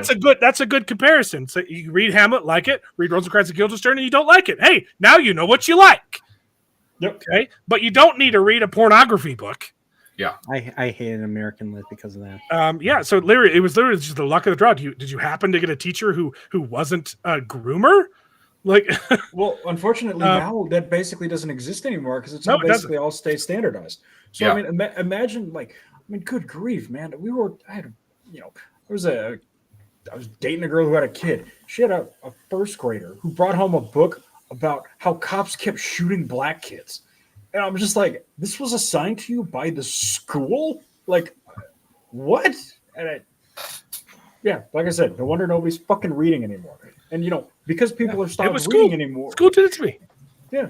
Well, and, because the wokeness has invaded the school, nobody's buying traditional publishing books anymore. Because nobody's buying traditional publishing books anymore, the fucking Chinese are able to buy everything for dirt cheap. Because they're able to buy everything for dirt cheap, they're Because able it's to worth move that much. shit to China and decide what gets published. And then I have Daniel Green in my fucking Twitter feed bitching about how How they're- come the Chinese are being so mean? and it's like, because your fucking people, motherfucker, ruined reading in America, you fucking retard. Like, God I'm like, damn. I'm letting you swear because this is the story of my life. Okay. Okay. Sorry. I will. No, I'm so mad. Like it destroyed me, and I didn't start. You know what saved me? You know what brought me back to reading? Fantasy. Oh, yeah. Brandon Sanderson. Someone handed me Warbreaker and said, "I know you hate reading. Try this." And I was like, "Ooh, wait! I forgot that books were good." Oh, like, dude, there should be You know how many books I read last year? 100. 36. That is pretty more good. books than I've read like my entire life combined. Yeah. Mark, Yeah. I'm sorry. I will try my best to tone it down. I've had a couple football beers. I'm working on it. It's supposed to be a family-friendly show, Alex. It's a I like process. you too much. Thank you so much for the $1.99 to publicly shame Alex Green. Guilty. So, Oh yeah. But yeah, so I mean, like you talked about Holes earlier. Like, how come Holes and Percy Jackson aren't required reading for every second? well, grade? Percy Jackson's gay now too, but that used to be The first one. You can read the first one, and we can just all lie to the kids that after the fifth one, they stopped being made. Goosebumps was fun. Choose your own adventure, man. Though that's the one you. I guess Goosebumps it was choose your own scare. Mhm. But because the Choose Your Own Adventure was like an official publishing, It's a branded, yeah. there were some really good ones. There were some that were dumb. The dumb ones were like when you like it presents you with a choice and both of them are bad. You're like, well, come on, there has to be a good option. And you go back and read the other one, die too, and you're like, come on, there's got to be a correct path.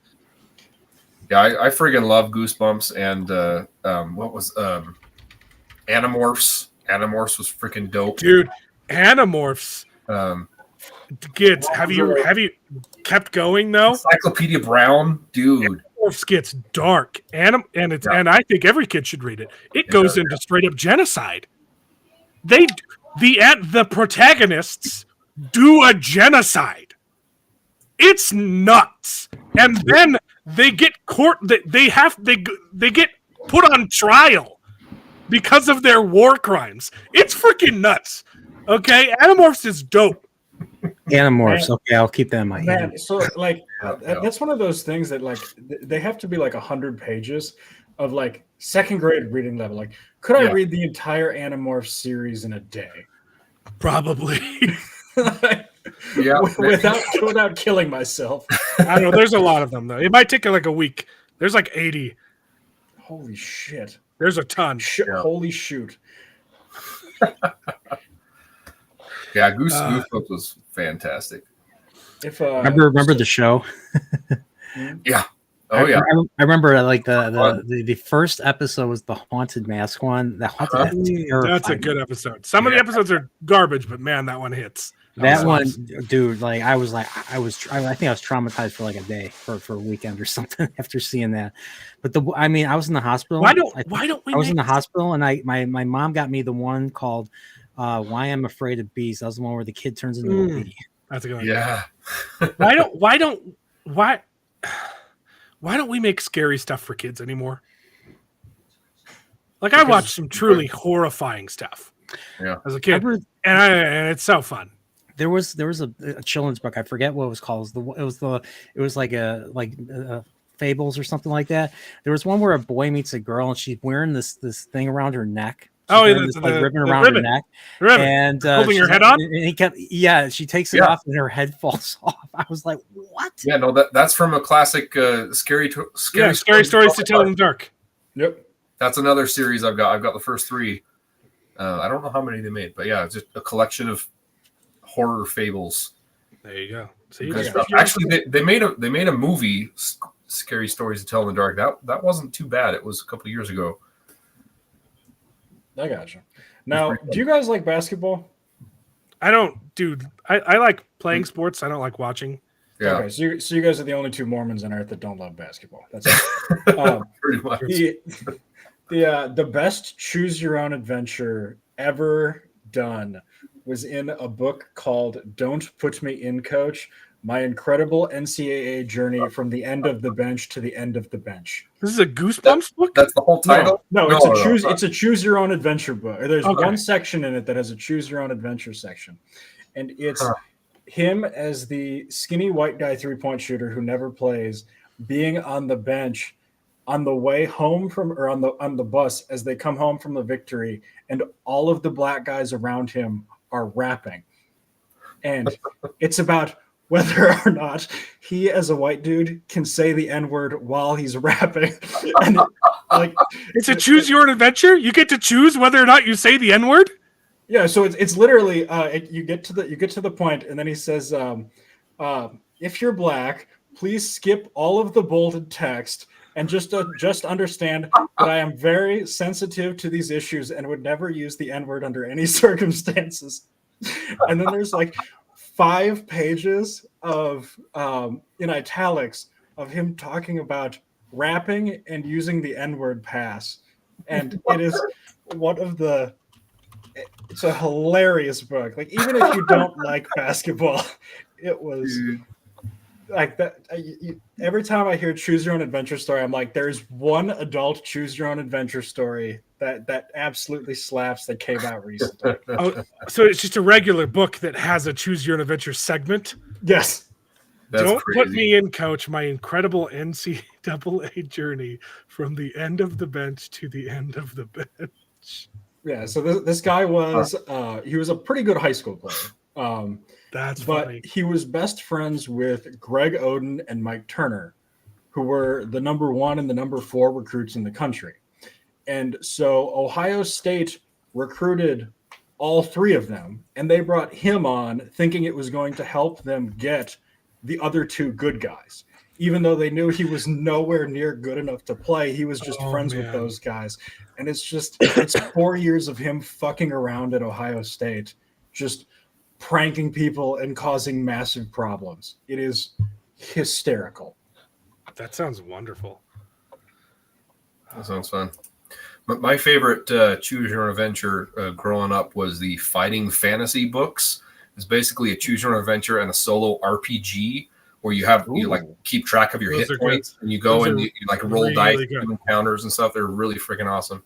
And then some more modern ones is kind of like a choose your own adventure comic book. They're made by Van Ryder Games. They're called Graphic Novel Adventures. They're really awesome too. It's just like a comic book thing, and then they have like hidden secret numbers within the artwork that if you see that, you can turn to a certain page or whatever.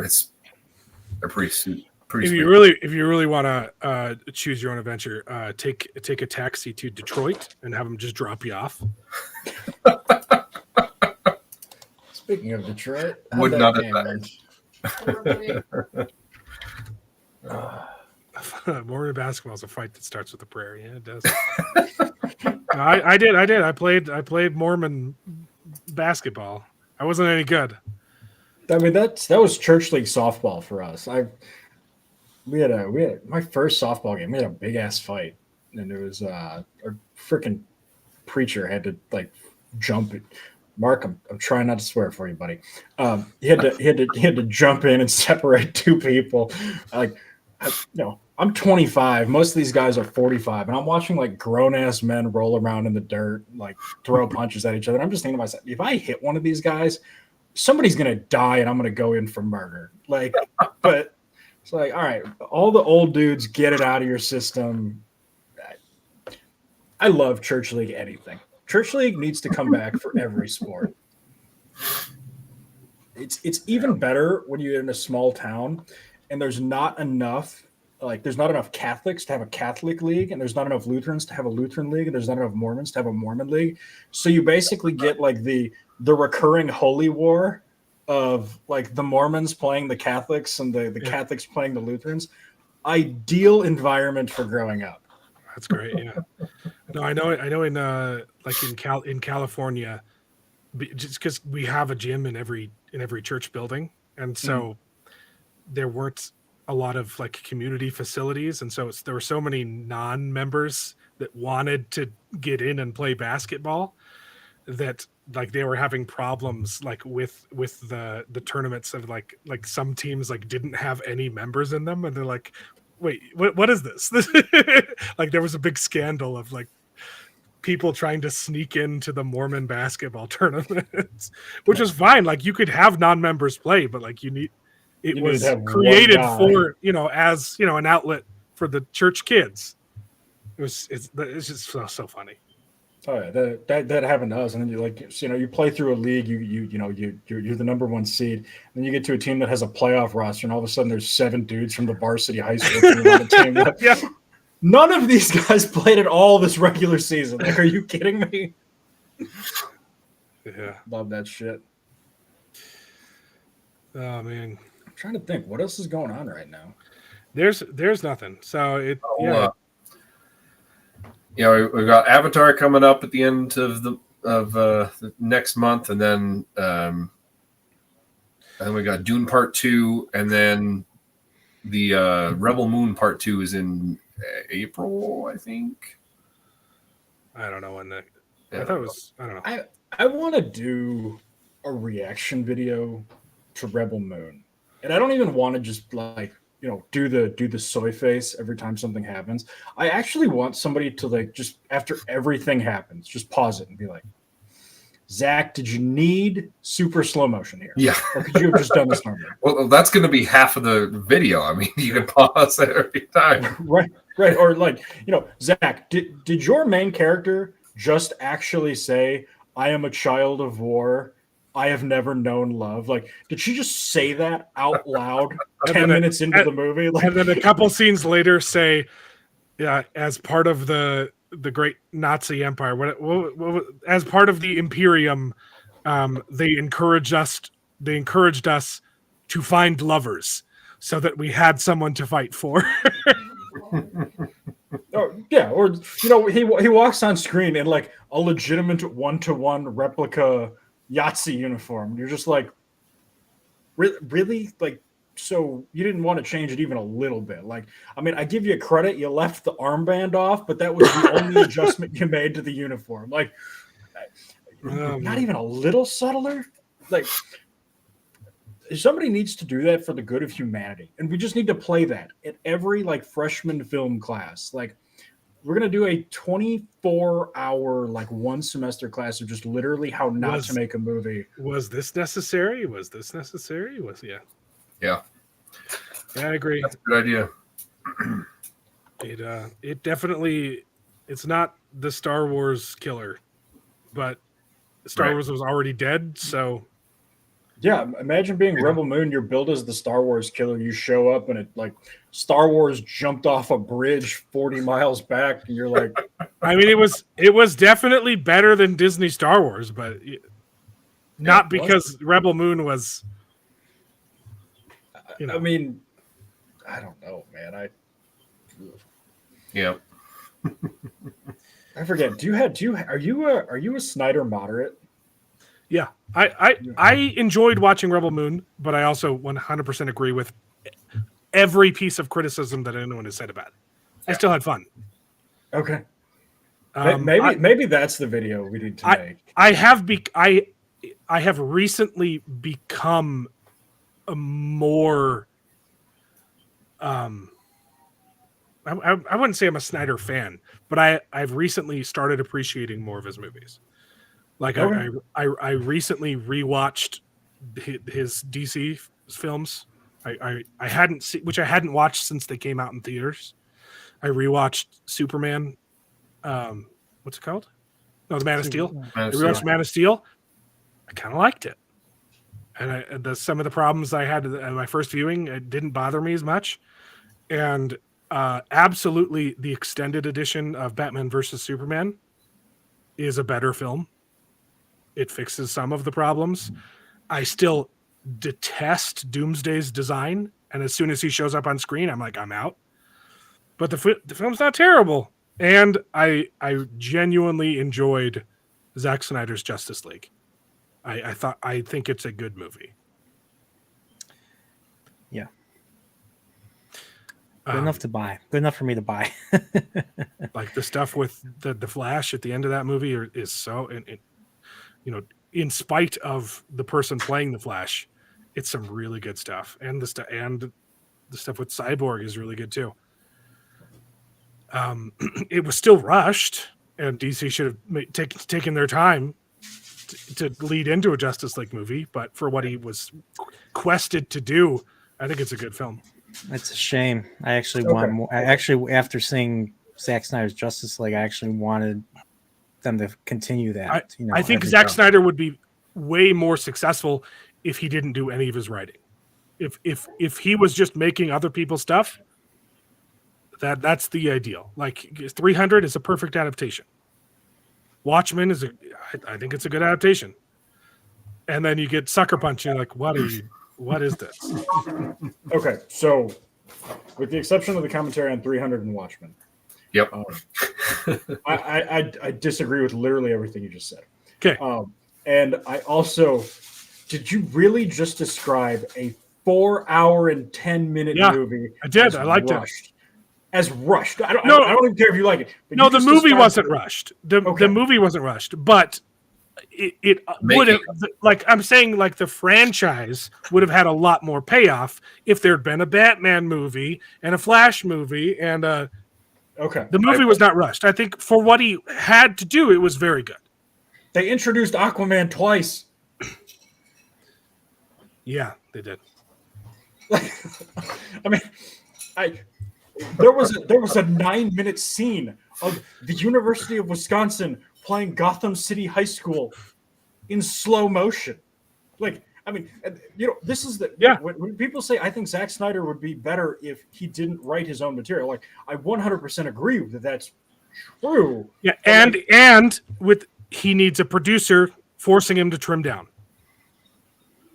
That would probably be wise as well. Yeah. Okay, so because, but what he's good at, he's like he's too excessive with the slow mo. But for the most part, he uses slow mo to basically create panels. Like when you get the shot of Aquaman going into the water with the waves, like this is a comic book panel, and it slows down to give you this is the comic book, right? And he's really, really good at creating those visuals. And he needs someone there to rein him in. Say, okay, you don't need this much. Get the Aquaman shot, get the glory shot, but you don't need the football scene. I don't know why this is in slow motion, okay? So if he has someone reining him in, he's talented. But he's self-indulgent. And he's a bad writer. Okay. The pushback that I'm always going to give with this, and I don't even 100% disagree with you, is if you need somebody there to make sure that he doesn't fuck up directing, is he a good director? No. Yeah, he needs a babysitter. But he's made some really good stuff. Like the Batman fight, the one fight scene.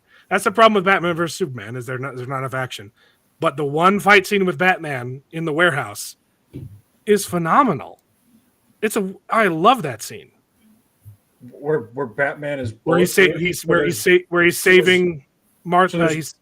Where there's no stakes, where everybody fucking unloads machine guns into Batman like he's fucking Superman, and there's no stakes because nothing hurts him, so he just kind of just trucks through things. I mean, if you want to say that Zack Snyder does a good buff guy trucks through a line of NPC enemies scene, like I can get there with you, but I struggle to get anything beyond that.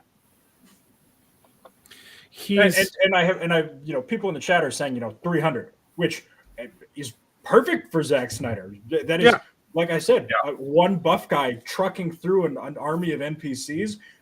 That's 300 the movie, baby. Run it back. But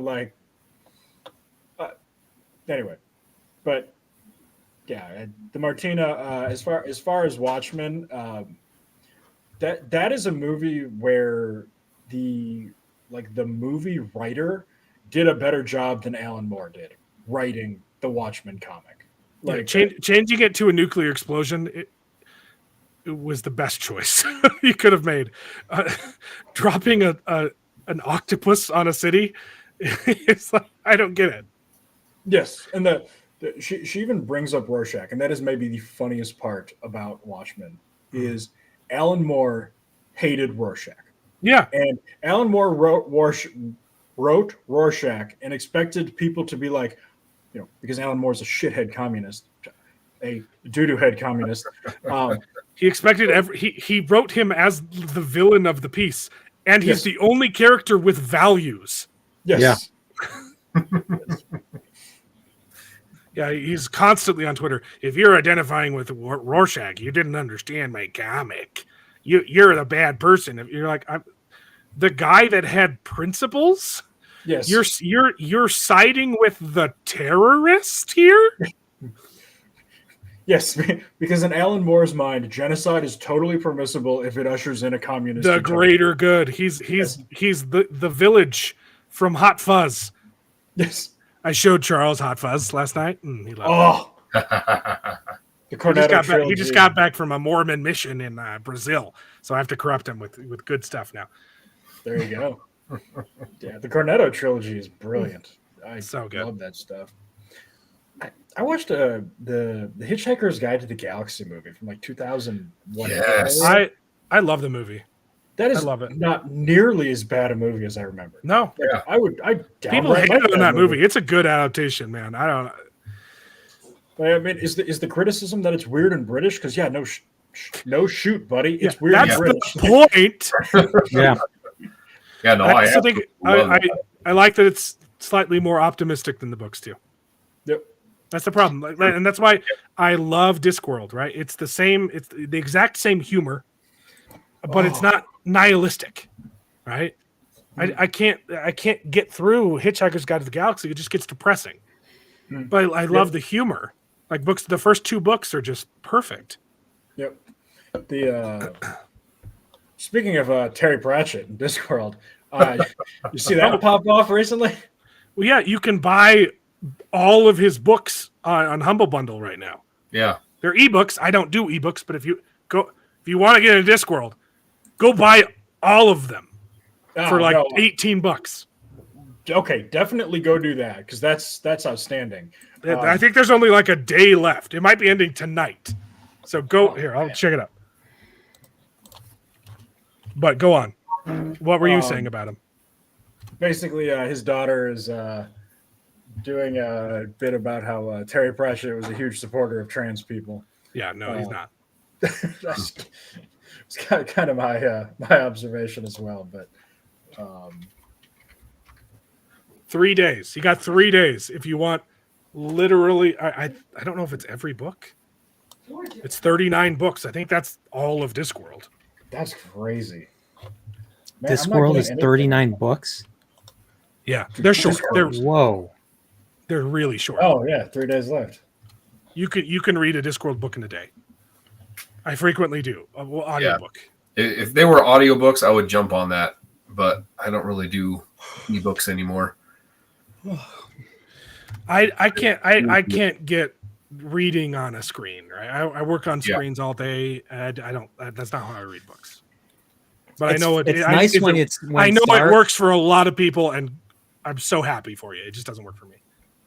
So you don't like you have to have the light on to read, and sometimes you know it's so convenient to have the ebook. I get it. All you gotta do is highlight a word.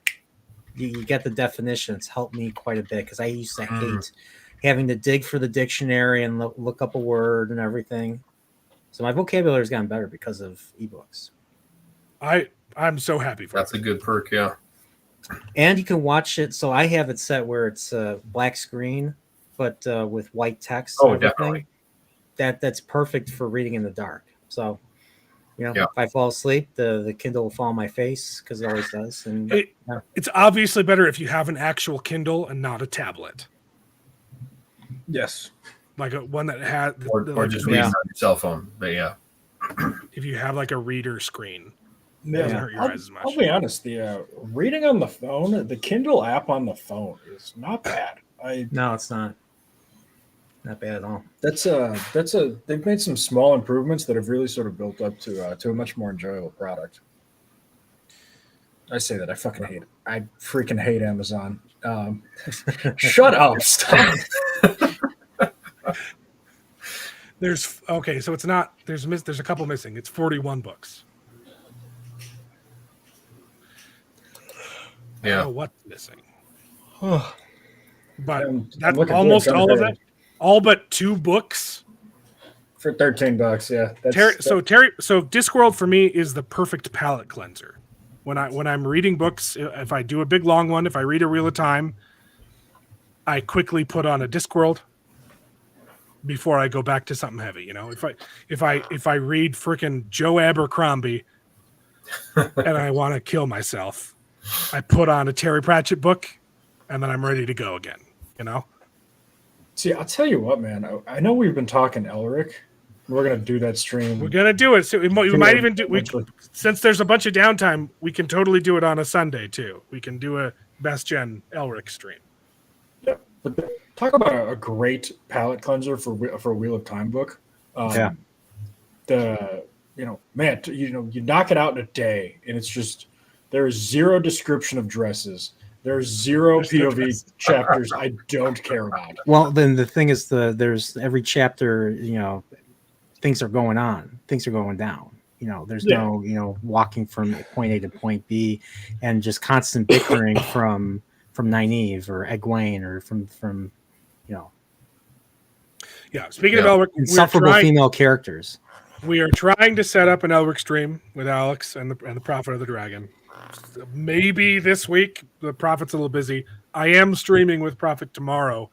Apparently, we're doing Stormlight Archive character tier list, so that'll be fun.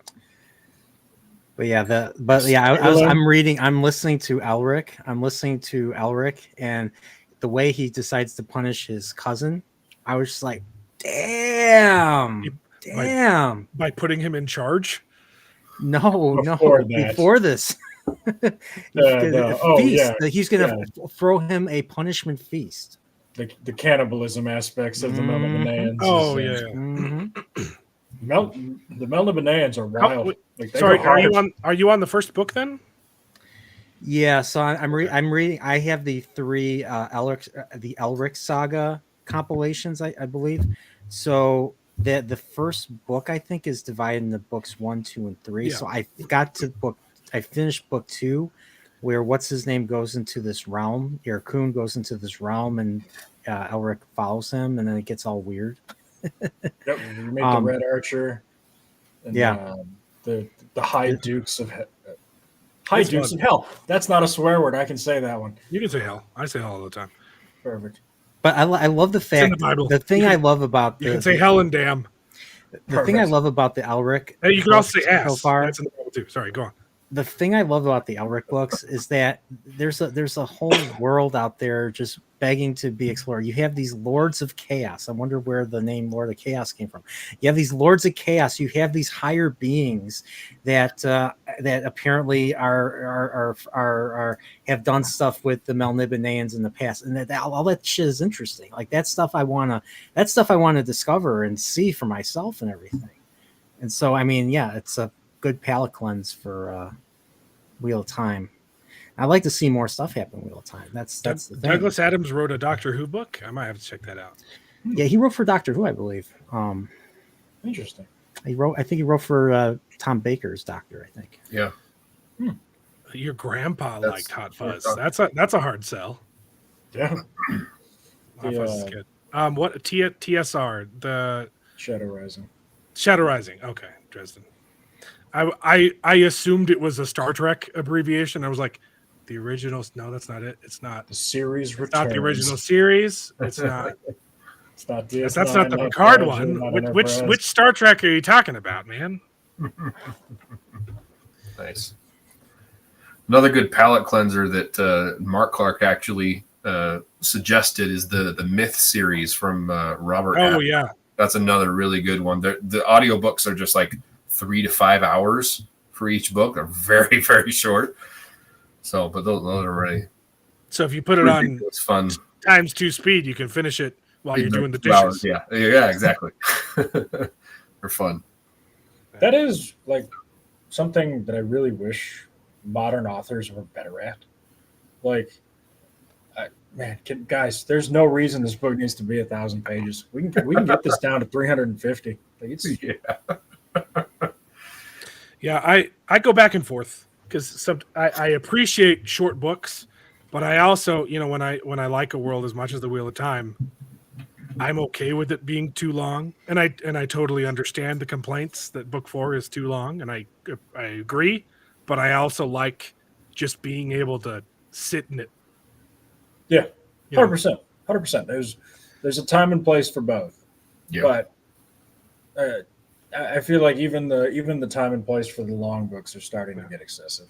Yeah. So because I don't hate the slog in the Wheel of Time. I agree that it's sluggish come book 13 or I guess it's 11 that's really bad, right? Everybody I mean I looked this up. Everybody says book 7 to 10. No, it's book 10. Okay. Book 10 is the Winter's Heart. Okay, I got a question. Book 10 is I know Crossroads. I know I'm going way ahead of myself because I'm only on book 5, but is it possible to read books 9 and 10 at the same time because they both take place at the same time, right? So It might get confusing. Strategy that we have talked about doing as a project on the Discord is trying to combine books 9 together. and 10 in a way that it's more palatable because there are a couple of chapters though that mess it up where you're like yeah, because They're everything's simultaneous. happening at the same time. You just got to get the timeline right to make sure we've got it all. And that's actually a project that we've looked at. So you might be our test reader if we can get it going. And Oh, I mean by that's how 2026. I've read. That's how I've read. Book 4 and 5 of Song of Ice and Fire. That's the only way I read book 4 and 5. I don't read them individually. So I haven't gone down that path yet. I am not going to read 9 and 10 individually. I'm gonna get to Song of Ice and Fire eventually, but I can't. It's got some great characters. It's got some know. great world building. I'm gonna get it It eventually. makes you want more. And the thing is, book 6 is never going to come out at this Never point. come out. Fuck. What is I saw the comment the other day that it totally fits that the last chapter we're going to get from George R.R. Martin is just a story of intense detail of somebody having diarrhea in a field. Like, while naked, right? Daenerys. yeah, so it's just kind of like, man, that's brutal. Somebody really did not like waiting for these books.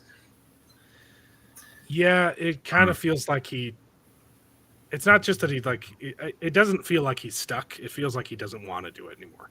Well, like I said, Tired of doing it, yeah, I've said this before. I don't think there's any incentive for him to finish it right now. Yeah, he doesn't have any He's kids. got other things going on. He's got other projects, but also everyone hated, not everyone, but the majority of people Everyone. hated last season. Anyone with a brain hated it. Yeah. Yeah, exactly. So one, either They all died. it's going to end up the same way, and people are going to hate it, or he's going to be pressured to make something different and make it more satisfying or something. And there's no incentive for him to finish it anymore. Why does he need to finish it? Why would he want to finish it? I don't think that what happened was bad. It's how they got there that was bad. Because I can see, if you foreshadow it enough, the whole Daenerys stuff, I think that's fine if you're writing a tragedy.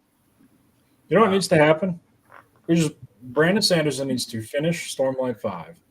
And I don't think he'd do a good job with The Song of Ice and Fire. He's a totally different. He doesn't hate himself.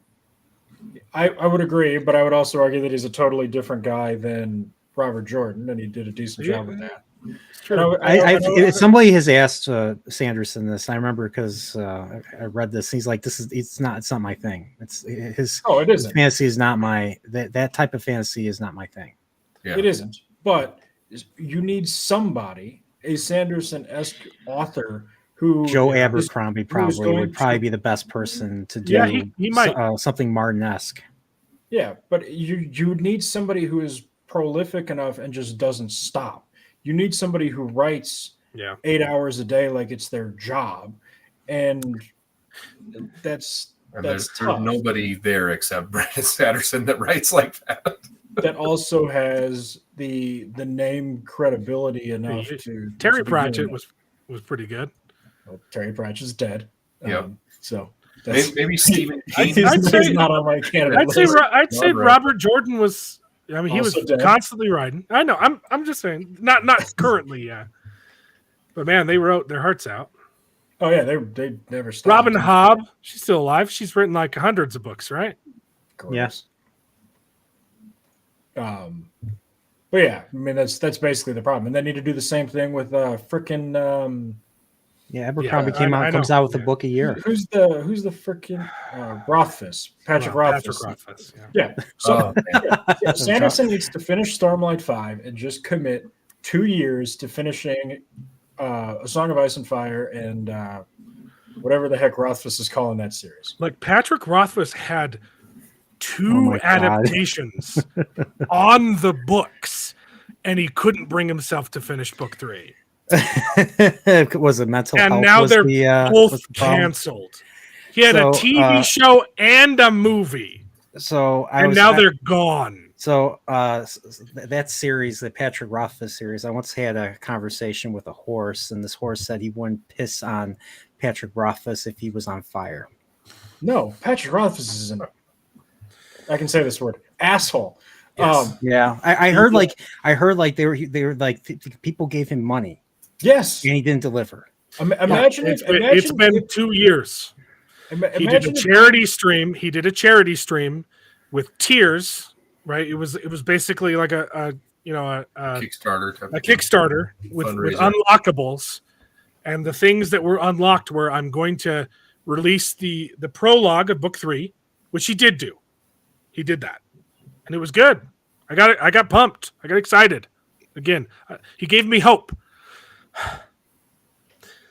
And one of the other tiers was I will release a chapter of the book. And then another tier was I will have my voice actor friends act out the chapter of the book. And it's been 2 years. And he addressed it a couple months ago. He said, well, with COVID, things got busy. Oh boy. And it ended up getting pushed down the line, and then things weren't lining up. And now I feel bad because it's been so long that if I just release the chapter, that's not going to be enough fanfare and people will get upset. No, they wouldn't. They would understand. Yeah. Because you did what you said you were going to do. He said, so I have the feeling I feel like pressured that I have to make it something better, that I have to deliver this good thing.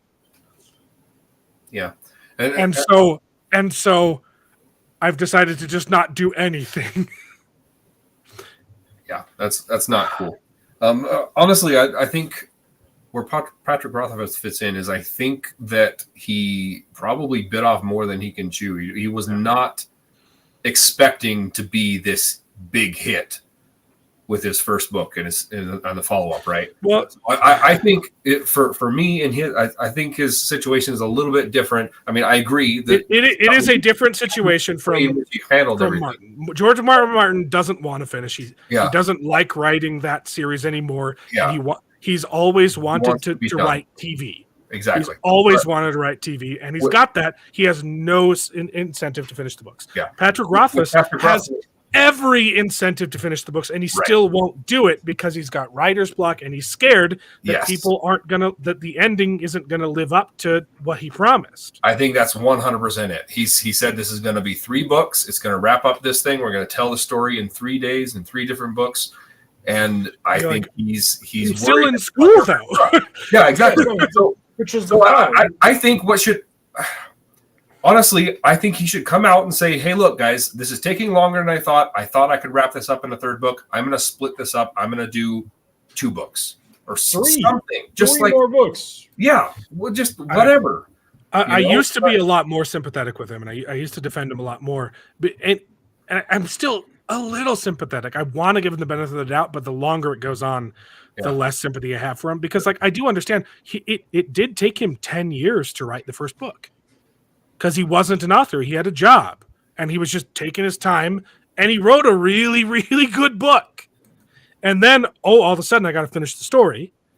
And book 2 came out in a reasonable amount of time. It took longer than he wanted, but he got it done and got it out, but he didn't progress the story as much as it needed to be progressed. Yeah. And you can tell it comes a certain point about a third of the way through. And now he's stuck. He's like, oh, I need to pick up this story. And he starts like skipping beats and like paraphrasing stuff that happened. And I still think it's really good. I love book 2. Way to do it. It's a masterpiece. But yeah, I think he's written himself into a corner. He doesn't know how to wrap this up, and he's struggling with how to. Was it 6 years between 1 and 2? I think it was 6. But go on. No, that's it. I just wish he would be more transparent with what's going on. Yeah, the problem is anytime anyone brings it up, he bans them from his chat, just and doesn't the right move. Like, look, we'd be a whole lot more understanding if you just talked to. And I totally get, like, that's a lot of pressure. Like, that's I don't envy his position. Right. Come out with this perfect. When you've written 2 perfect books, and you gotta finish. I wish I was Patrick Rothfuss. I wish my biggest problem was that as a multi-millionaire, was it you were too good? Yes, that all I had to do was freaking outline a book and get it done, and it would be another, 7-digit paycheck. Like, dude, he's gonna make so much money when it comes out. I'm buying it. I'm buying it day one. So am I. I wish I had that problem. Yeah. So. But yeah, like I get, he's got anxiety and he has mental health problems, but that's not an excuse to be an asshole. And he absolutely disrespects his fans. He lies to them. Name of the Wind came out in 2007, so he started writing that in the 90s, right? And then it was only 4 years. It only took him 4 years to write book 2. It came out in 2011. That's fine. That's totally acceptable. Oh yeah. For the caliber of book, 4 years, that's insane. That's why I won't read it. I can't read it if he's not going to finish it. Yeah. I have the novella, and I won't start it until book 3 has a release date. So I'm gonna have to pick up. I didn't buy the second one. The second novella. See, I've been burned by those Sanderson novellas. Like, good grief. But yeah, go check out Humble Bundle if you want all of Discworld, man. Minus 2 books. You'll have to buy them separately. Oh no. Right. I highly recommend Discworld. It is a blast and is a wonderful palate cleanser, and it is just hilarious. I got too many books on my Kindle that I gotta read. I need to read quicker. I've got too many. I don't know what I'm going to Why start. you got to reading. convert to audiobooks? I do have some audiobooks too. So yeah, I do. I go for a lot of walks. That's how I got as far as I did in the Fires of Heaven. So I've I got love a some of lot. these titles, by the way, of Discworld. Oh yeah, they're wacky. The Fifth Elephant, Yeah. Carpe Jugulum. Yeah, it's the same way with the Robert Aspirin books. They're all the titles are pun on myth, or like mything persons and myth conceptions, sort of stuff. It's hilarious. Alex, I got All the Pieces Matter, the inside story of The Wire. Oh, Right there. So I'm gonna read it. I do eventually want to do either a video or another stream about it with you. So yeah, just have to figure out when. Is The Wire worth watching?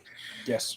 It's so different. I'm gonna say this Is it one of those things where everyone loved it when it came out, but then rewatching it sounds good? Alex and Pips will say it's the greatest show of all time, and I understand why they feel that way. I'll say this: the show has lived rent free in my head. Like I always think about it. So you know what? They might be right. Because it's tough to get into first. You're like, what are they talking about? What's going on here? But then it's just like you watch it. I rewatched the first episode after watching the entire series, and it's like kind of equivalent to reading Wheel of Time. Like you're starting to see things that have been planted in the first episode. So I never watched The Sopranos either. Sopranos is good. The thing about the Wire that I think people, and I had to tell this to Brian, is in many ways The Wire is closer to fantasy than it is to a drama, in the sense that like your life is probably about as close to Frodo Baggins as it is to Marlo Stanton. Like, and that sounds ridiculous, but it's 100% accurate. And much of the world building that you need in fantasy, you need in Baltimore because it's that wild. The various factions at play. Yeah. The commentary they make, and I think it's season 4, about the American education system is wild. So it's not just a cop. It's not just a cop show. It's basically a show about the inner workings of a city, basically. Yeah. So every time I look at like news in Chicago, and watching that show has made me think about politics in Chicago. I'm like, I can only imagine. You have Baltimore. Imagine what Chicago is going through. But like each season dealt with a different aspect of the city. Season 2 dealt with stevedores on the docks. Season 3 dealt with the city council. Like we actually meet the mayor for the first time, and someone that wants to run for mayor eventually. And the 4th season was the education system, public school. Yeah, Littlefinger. And then the 5th season was where David Simon's background was, journalism. So the whole concept of fake news, might have been featured. Fake news. You don't see. Yes. So they. I don't want to spoil it, but yeah, there's a goal they have to hit, and they're sort of instructed that it would be bad PR if they would hit this number, so they do everything they can to hide the number. And it's one of those things that you look at a lot of the the crime numbers that our government puts out now, and I'm watching it happen, and I'm like, they've changed how they report it. It's insane. Yes, and that's the FBI stopped reporting with the race of the aggressor. Yes, because it looked bad. I mean, the New York Post has literally truth is too scary.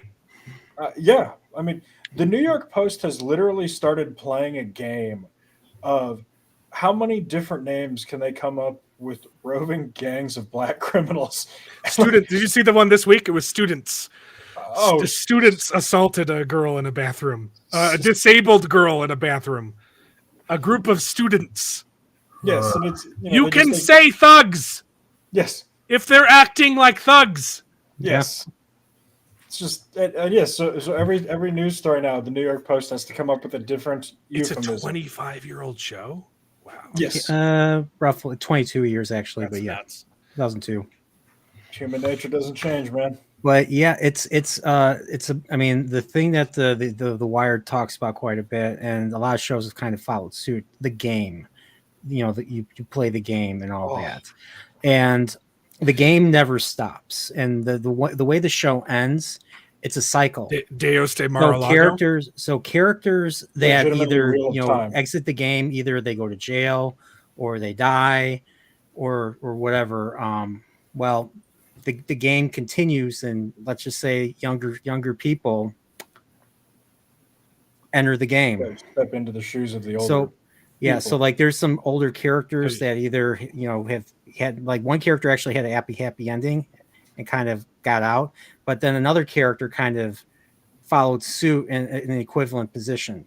So I'm not going to say which kid it is, but you either die a player or you live long enough to see yourself become the dice. Yeah, and it's fascinating watching.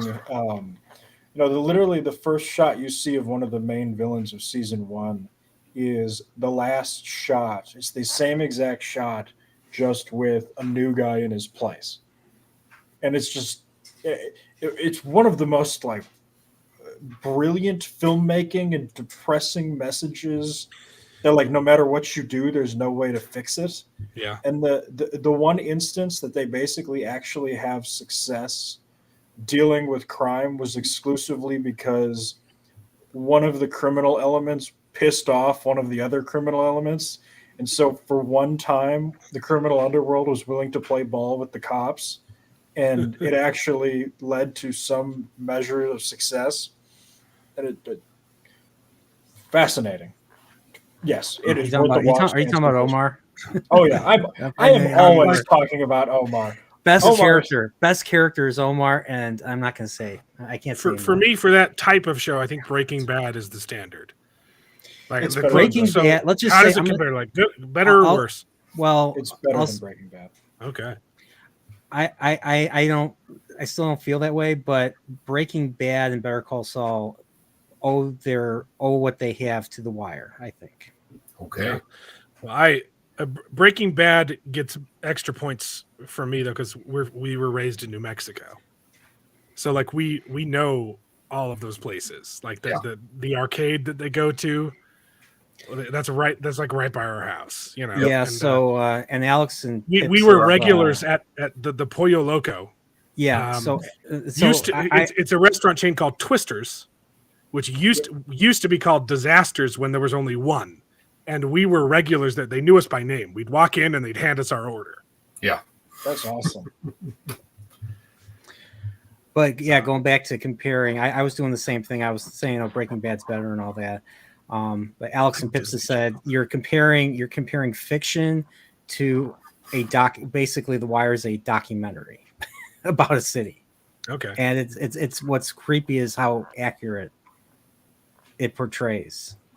Like a lot of the stuff you watch that it rings true. Yeah. I gotta check it out then. I have to finish watching The Pacific. I had to take a break. Ooh. You know what's funny is I've seen The Pacific. You guys are gonna laugh at me. I've seen The Pacific years ago, but I still have not watched Band of Brothers in its entirety. I've seen the first episode a billion times, but I've never finished the show. Well, I'm not gonna laugh at you because I just watched Band of Brothers for the first time, and then last year. Yeah, Alex. Because I'm a Mormon. I didn't have HBO. That's the booby channel. I didn't watch that growing up. I was going to ask, how does Nerdporial know Zax and not have seen Breaking Bad? Band of Brothers. Band of Brothers, yeah. That's his show. He loves that show. I loved it. I absolutely love Band of uh, Brothers. I started The Pacific and I had to take a break because it's a little bit more heavy than. Actually, when does Masters of the Air come out? It's out. There's like 2 episodes out already. I haven't watched it because I didn't watch The Pacific.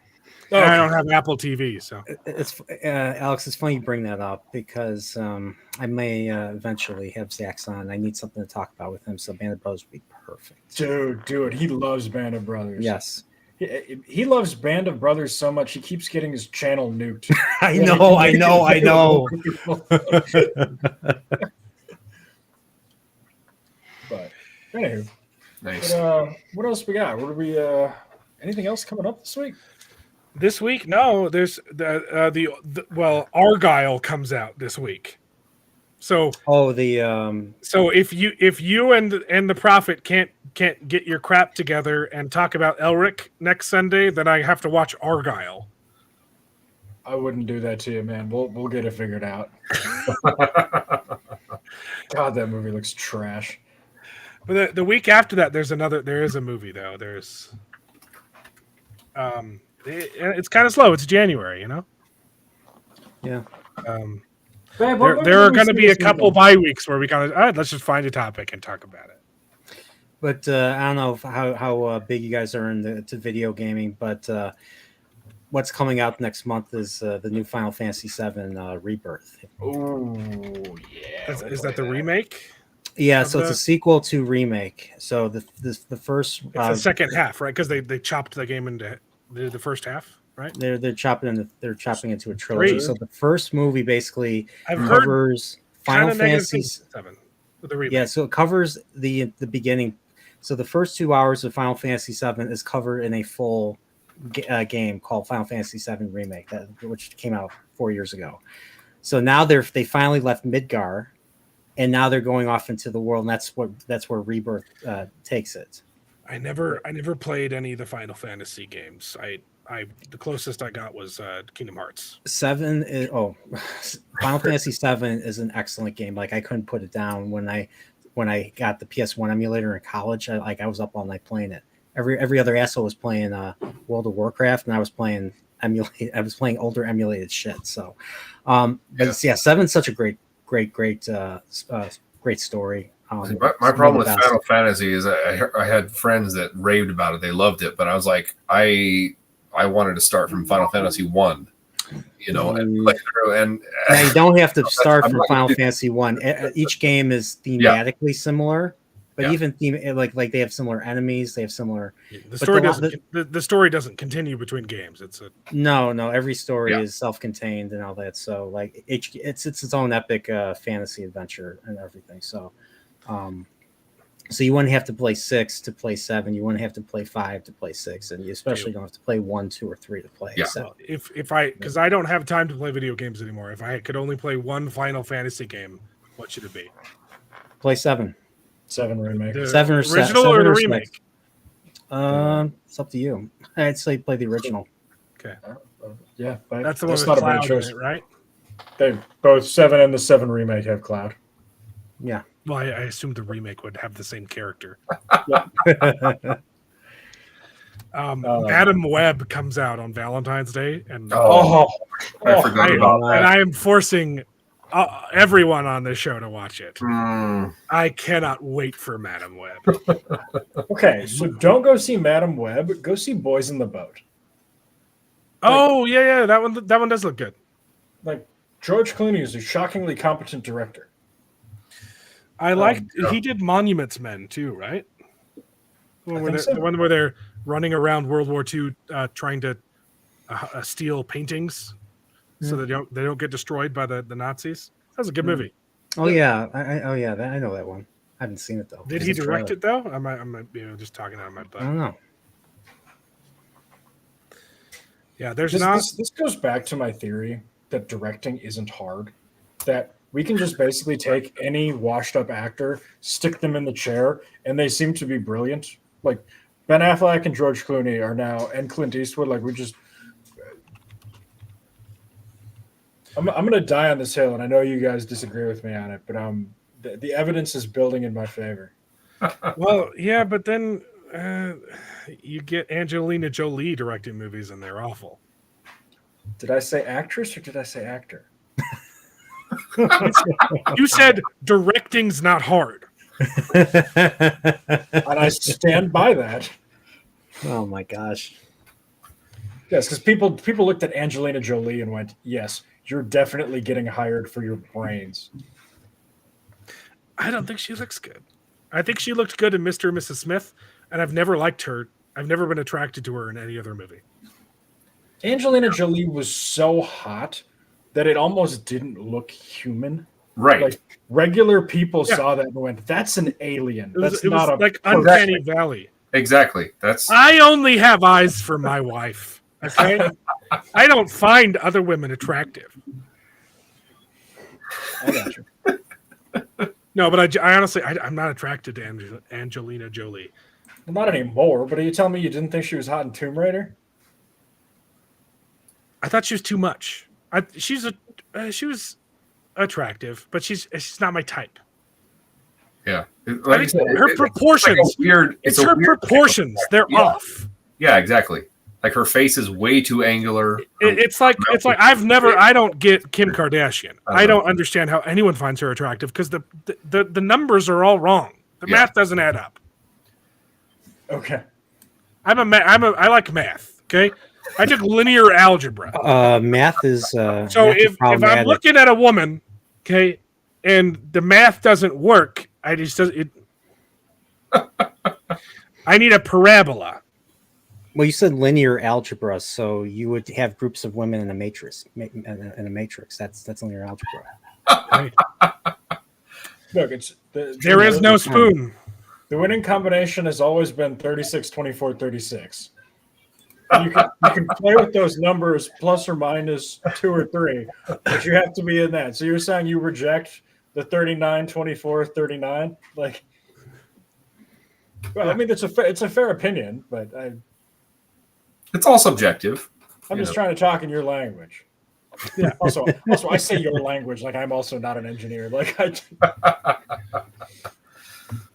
Yeah. Look, I need an exponential curve, not a logarithmic curve. Okay. Hey, you got your vector. You got your vectors in linear algebra. That's enough. That's Vectors. Yeah, Martina, my bad. This is what happens when you take me on the show. That and I keep Yep. freaking swearing. Well, I have no problem with my vectors. It's got magnitude and direction. So This is the nerdiest conversation I've ever heard. Oh my gosh, yeah. Hey, I follow the engineering mindset on X, and sometimes I solve problems that they put out for fun. Okay, There you go. You're the kid in Goodwill Hunting. I'm not crazy. Yeah. he really liked apples, I guess. Okay. Yeah. Anything Goodwill Hunting else? was a good movie. I watched that. It was good. Goodwill Hunting was good. Still haven't seen it. I know. It's a little cringe in places, but it bounces back. The good parts are worth the. Yeah, my brother gave me shit the other day for not seeing it because he's seen it, but I haven't. So Anyway, so I'm streaming tomorrow with the Prophet. Next week, I don't know what it's going to be. It's going to be either Argyle or Elric. So that's up to you. But yeah, that's the plan. I don't have a plan for next week. We'll figure it out as we go, and you'll know what it is. You guys have stuff to plug? When is the book 5 Wheel of Time discussion happening? well, generally it happens. I've generally done book clubs at 7 p.m. on Sundays. I know you have you do your show at 8. So I was thinking since Nathan's not going to be doing Fires of Heaven with us, well, at least not this first part. I'm thinking of doing this a little bit earlier, maybe 5 p.m. Central. So I'll be there. yeah. So yes. So some of the usual people won't be there, but we're gonna have a few. I'm gonna try. I still have to figure out where the best place to end it would be. I don't know if chapter 12 would be a perfect place to end it, where they, where you get the first, you get a whole bunch of Rand chapters in the waste, and then you get this wide string of Nynaeve stuff all the way up to chapter 20. But then it kind of splits, and then you go back to, Gareth Bryn and the Aes Sedai, Suwan and all that, the adventures of Suwan and Min and sexy Lyanna. Yeah. So what we should do is the first one should be chapters 1 through 11, and then the second one should be chapters 22 to 33, and then the third one should be 34 to 45. So just so skip chapters 12 to 20, 12 to 19. I can only make recommendations. Okay. All right. But yeah, I'm doing so that's gonna be on Sunday, and then on Thursday, the next Chilporial will be featuring our mutual friend, the Angry Mexican. So Boom. definitely follow the Angry Mexican if Nice. you haven't. I was listening to his Navidad video today, and it's probably one of the most wholesome Christmas videos I've ever heard. Like when he sings, I swoon. Like I hate the sound of the human voice, like Larry David, but he has a great voice. He has a great singing voice. Yeah. Actually, you do not get enough credit for your singing voice, Tech-Mex. Thank you. Your voice work, especially on your intro and your woke Christmas songs album, was quite good. I enjoyed that. I put too much work into that one. I disagree. I enjoyed it. Yeah. The first one did okay, and then I did two more, and they got instantly demonetized. Did I tell you the story? Okay, so I did the Christmas song I did, because the first one was woke Christmas, which, from the woke perspective, and then I did two songs that were based, right?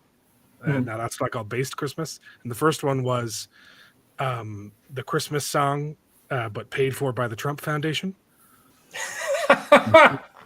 So it was just an attack ad on Joe Biden. It was let's go Brandon next year, and I included footage, of just silly stuff that Biden's done, and the only thing violent that I showed was CNN's coverage of the Summer of Love with the Lower Chiron saying fiery but mostly peaceful protests. And my video got demonetized for violence. Yep. So Wow. You tell me, YouTube, were they peaceful or were they not peaceful? You tell me. So that's funny. Tech-Mex, aren't we going to be doing something too We're doing something this month? I'm on your Chilporial stream on the 15th of next month, not this month. Couple weeks, yeah, I know. I'm getting all these great people. And I'm going to toot my own horn. Chilporial, I don't know. Everybody, all my guests have been happy with Chilporial. So, well, I don't know about you, Alex. Were you happy? You were the second. You were still in the prototype phase, right there. I was. I didn't realize that the Valentine's Day slot was open though. And you gave it to Tech-Mex, man. Yeah, you should be honored, man. Feeling the love. Yeah. But thank you for saying that my voice is great. I'm almost done with my studio album of actual real music that's not comedic. Look, if Ben Shapiro can be at the top of the rap charts, we can pull this off. There we go. Bring it full circle. Yeah, I can only aspire to be as good a rapper as Ben Shapiro. It's I want to like Tom McDonald. Is that who it is? I want to like him. I think he's okay at rapping, and every single time he gets to a chorus, I can't stand it. He's horrible at writing choruses. So he's a good rapper though. Anyway, I don't know what next week's going to be. But you don't know what the future will bring either.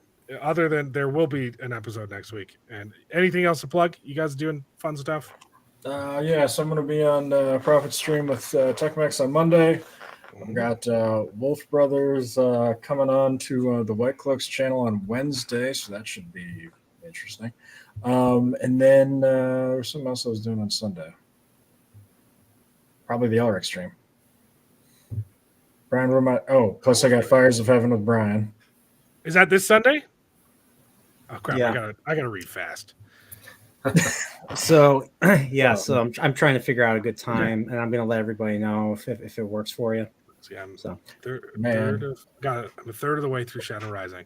Dude, 2 streams on Sunday. Good grief! I'm gonna have to take Lady B to like Vegas or something so she doesn't break up with me. Well, Lady B is welcome to join us for Fries of Heaven if she wants to.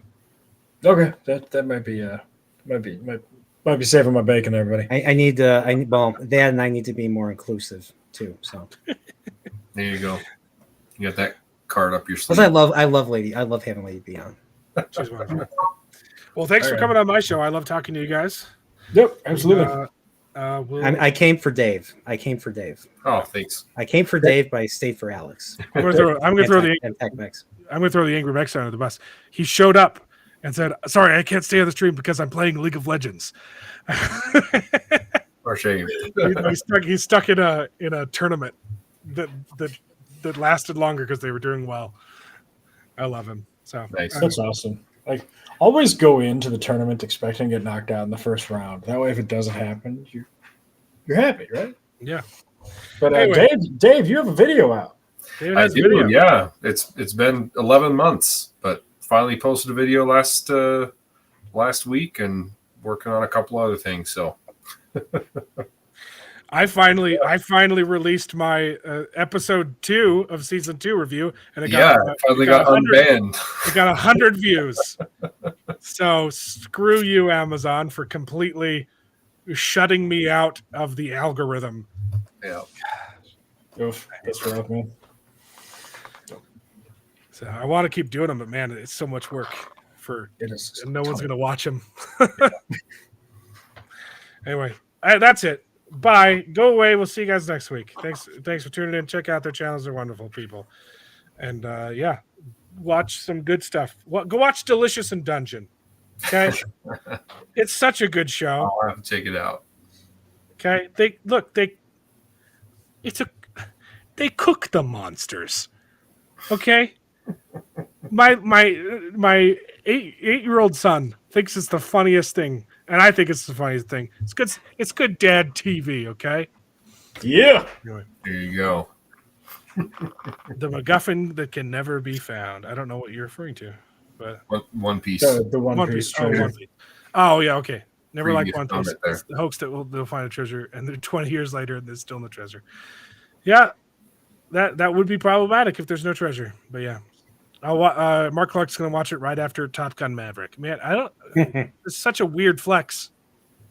I don't know why you still won't watch the best movie that Hollywood has made in the last 10 years. Yeah. Of the 2000, what? When did Return of the King come out? 2003. Shut up. So good. Okay. I'm just gonna stay alive until Doom Part 2. Yes. So I'm so pumped. I'm so excited. Come on. Can't wait. Just renew it. Green light. Doom Messiah. Doom Messiah, please. So, yeah. The ending. I want to see the sky beam. Okay. I want to see it. Okay. Anyway. Bye-bye. And now it is time to say goodbye. We had a great conversation. It's been fun.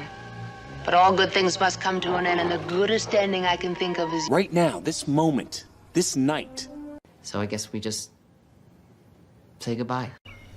So, goodbye. Toodaloo. Au revoir.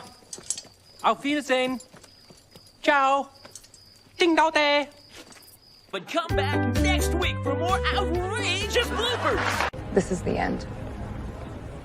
Well, there's only one thing left to do. I'm gonna go home and sleep with my wife.